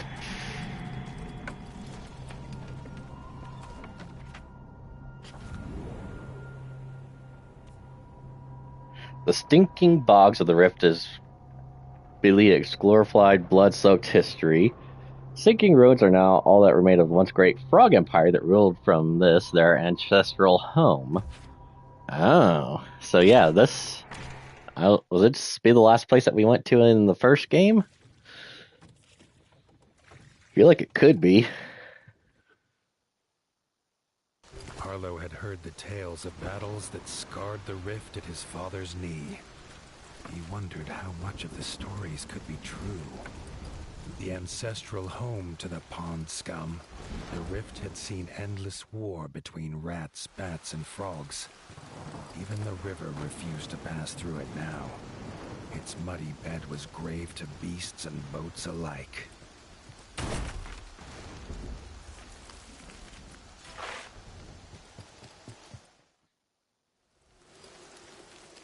Arlo's foot slipped on something that was not another bone. Bottles were littering the muddy path now. Whoever left them could not be far.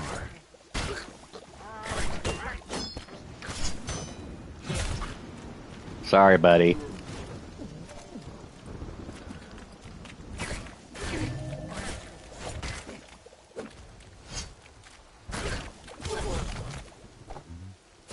Bird bit. Ah, damn it.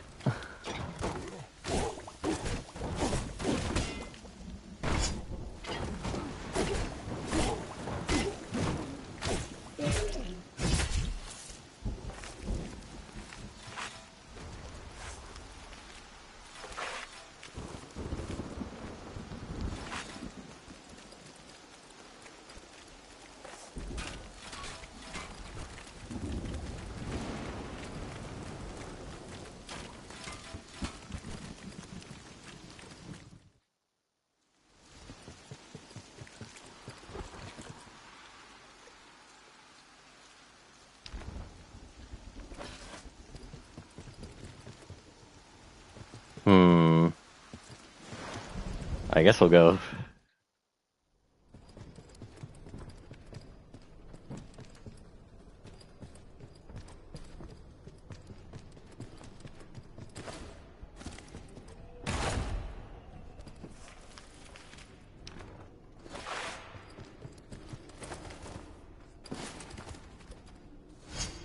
Oh.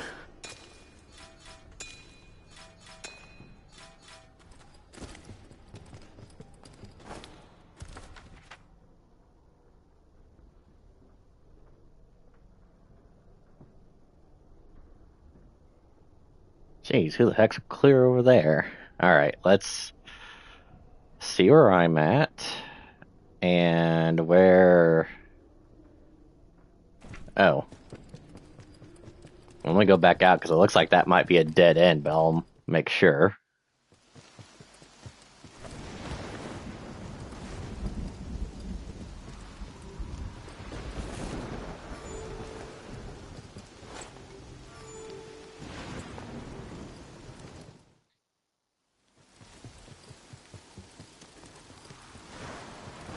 More bottles lay outside the forge, which was otherwise as quiet as every other dead thing that haunted this place. The pile of bottles was large, even for one who drinks like a merman. And it seemed to be breathing. Ron!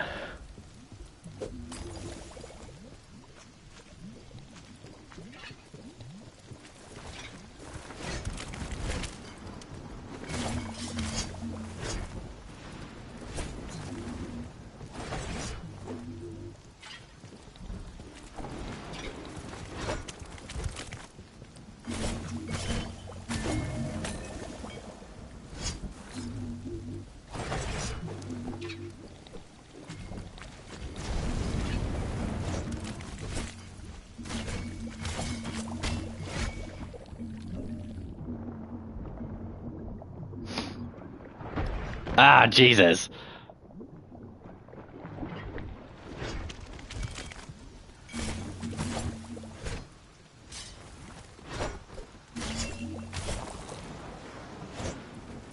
Arlo was amazed the merman could swing his hammer, let alone see who he was hitting. A couple of thumps on the head soon brought him to his senses.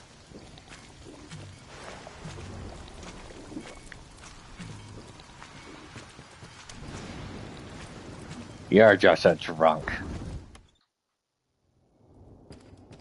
Following him inside, Arlo realized this must be the smith. But his furnace was as cold and broken as the merman's spirit.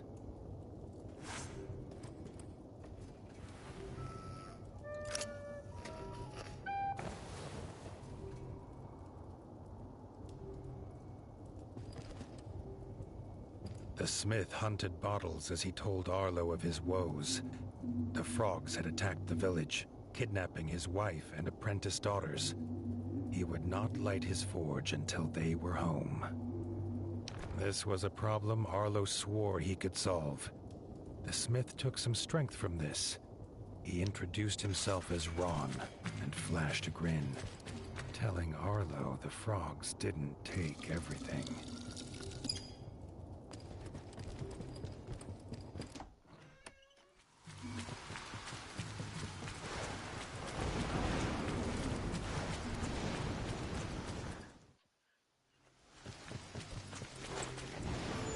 Ah, now we go down.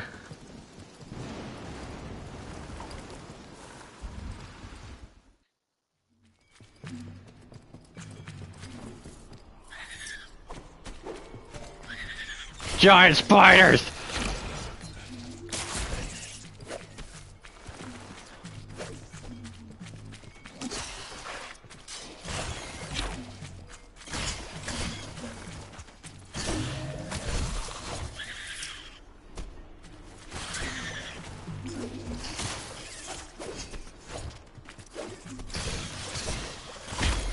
Ow.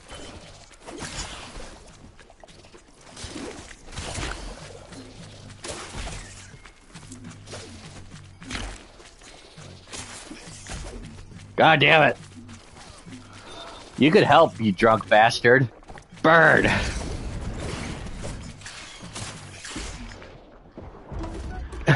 Well, fuck you.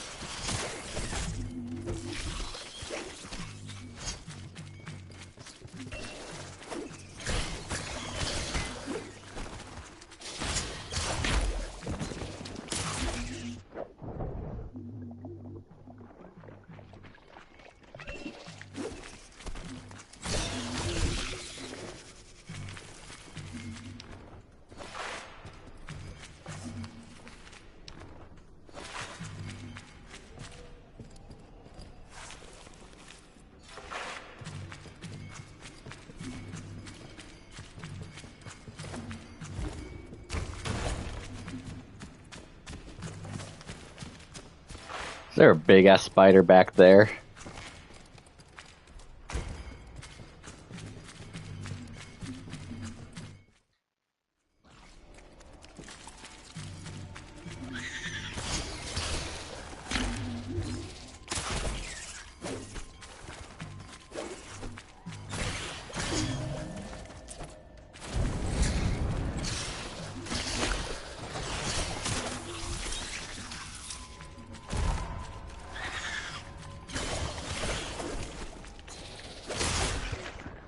Motherfucker.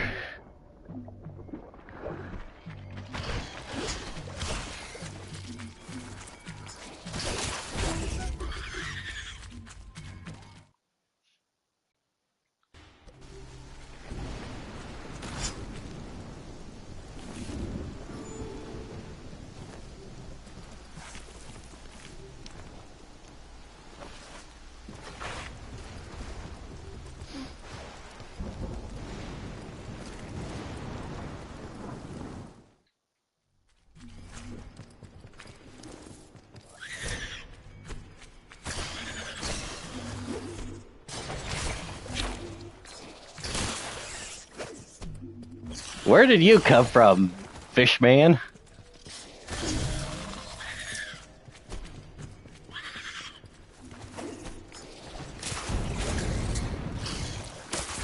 God damn it! Fuck you, spiders!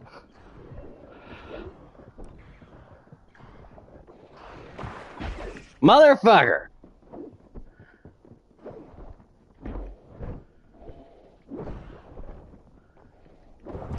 Motherfucker! Stupid ass motherfuckers.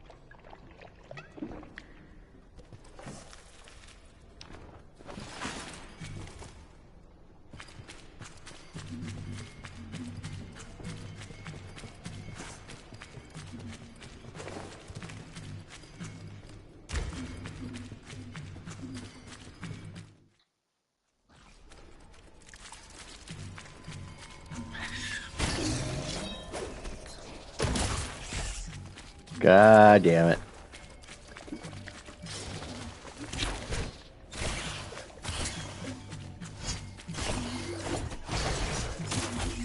God damn it.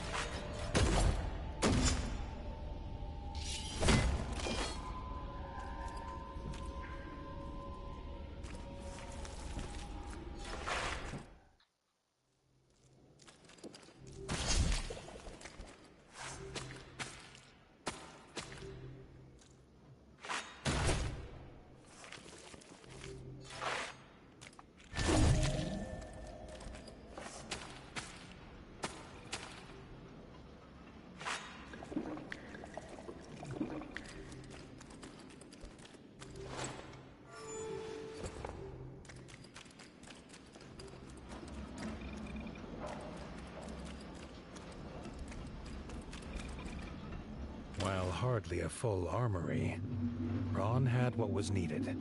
This two-handed skull crusher was a gift made by his daughters. He put it in Arlo's paws, in hope it would help save them.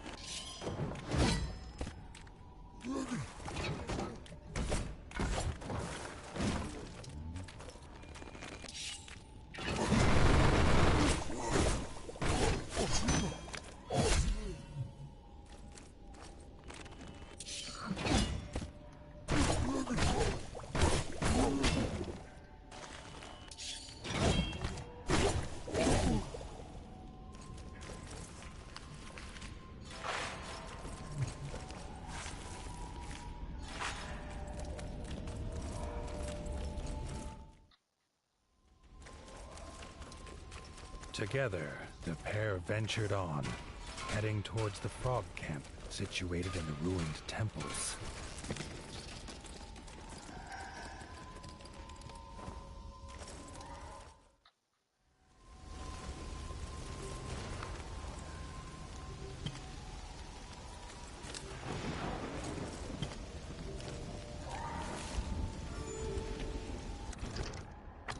Well, does that make for a good enough spot to stop? I think so. I just don't want to get overly pissed off while I'm trying to enjoy this game, so I think we're going to call it there for today.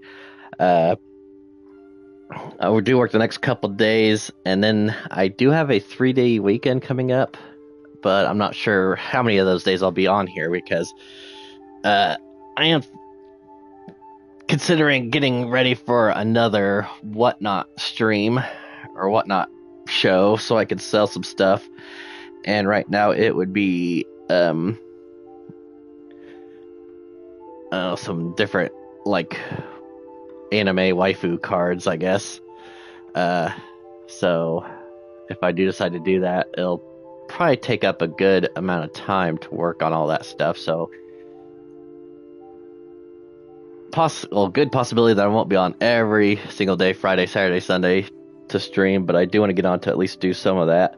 And as of right now, I will probably go ahead and continue this game.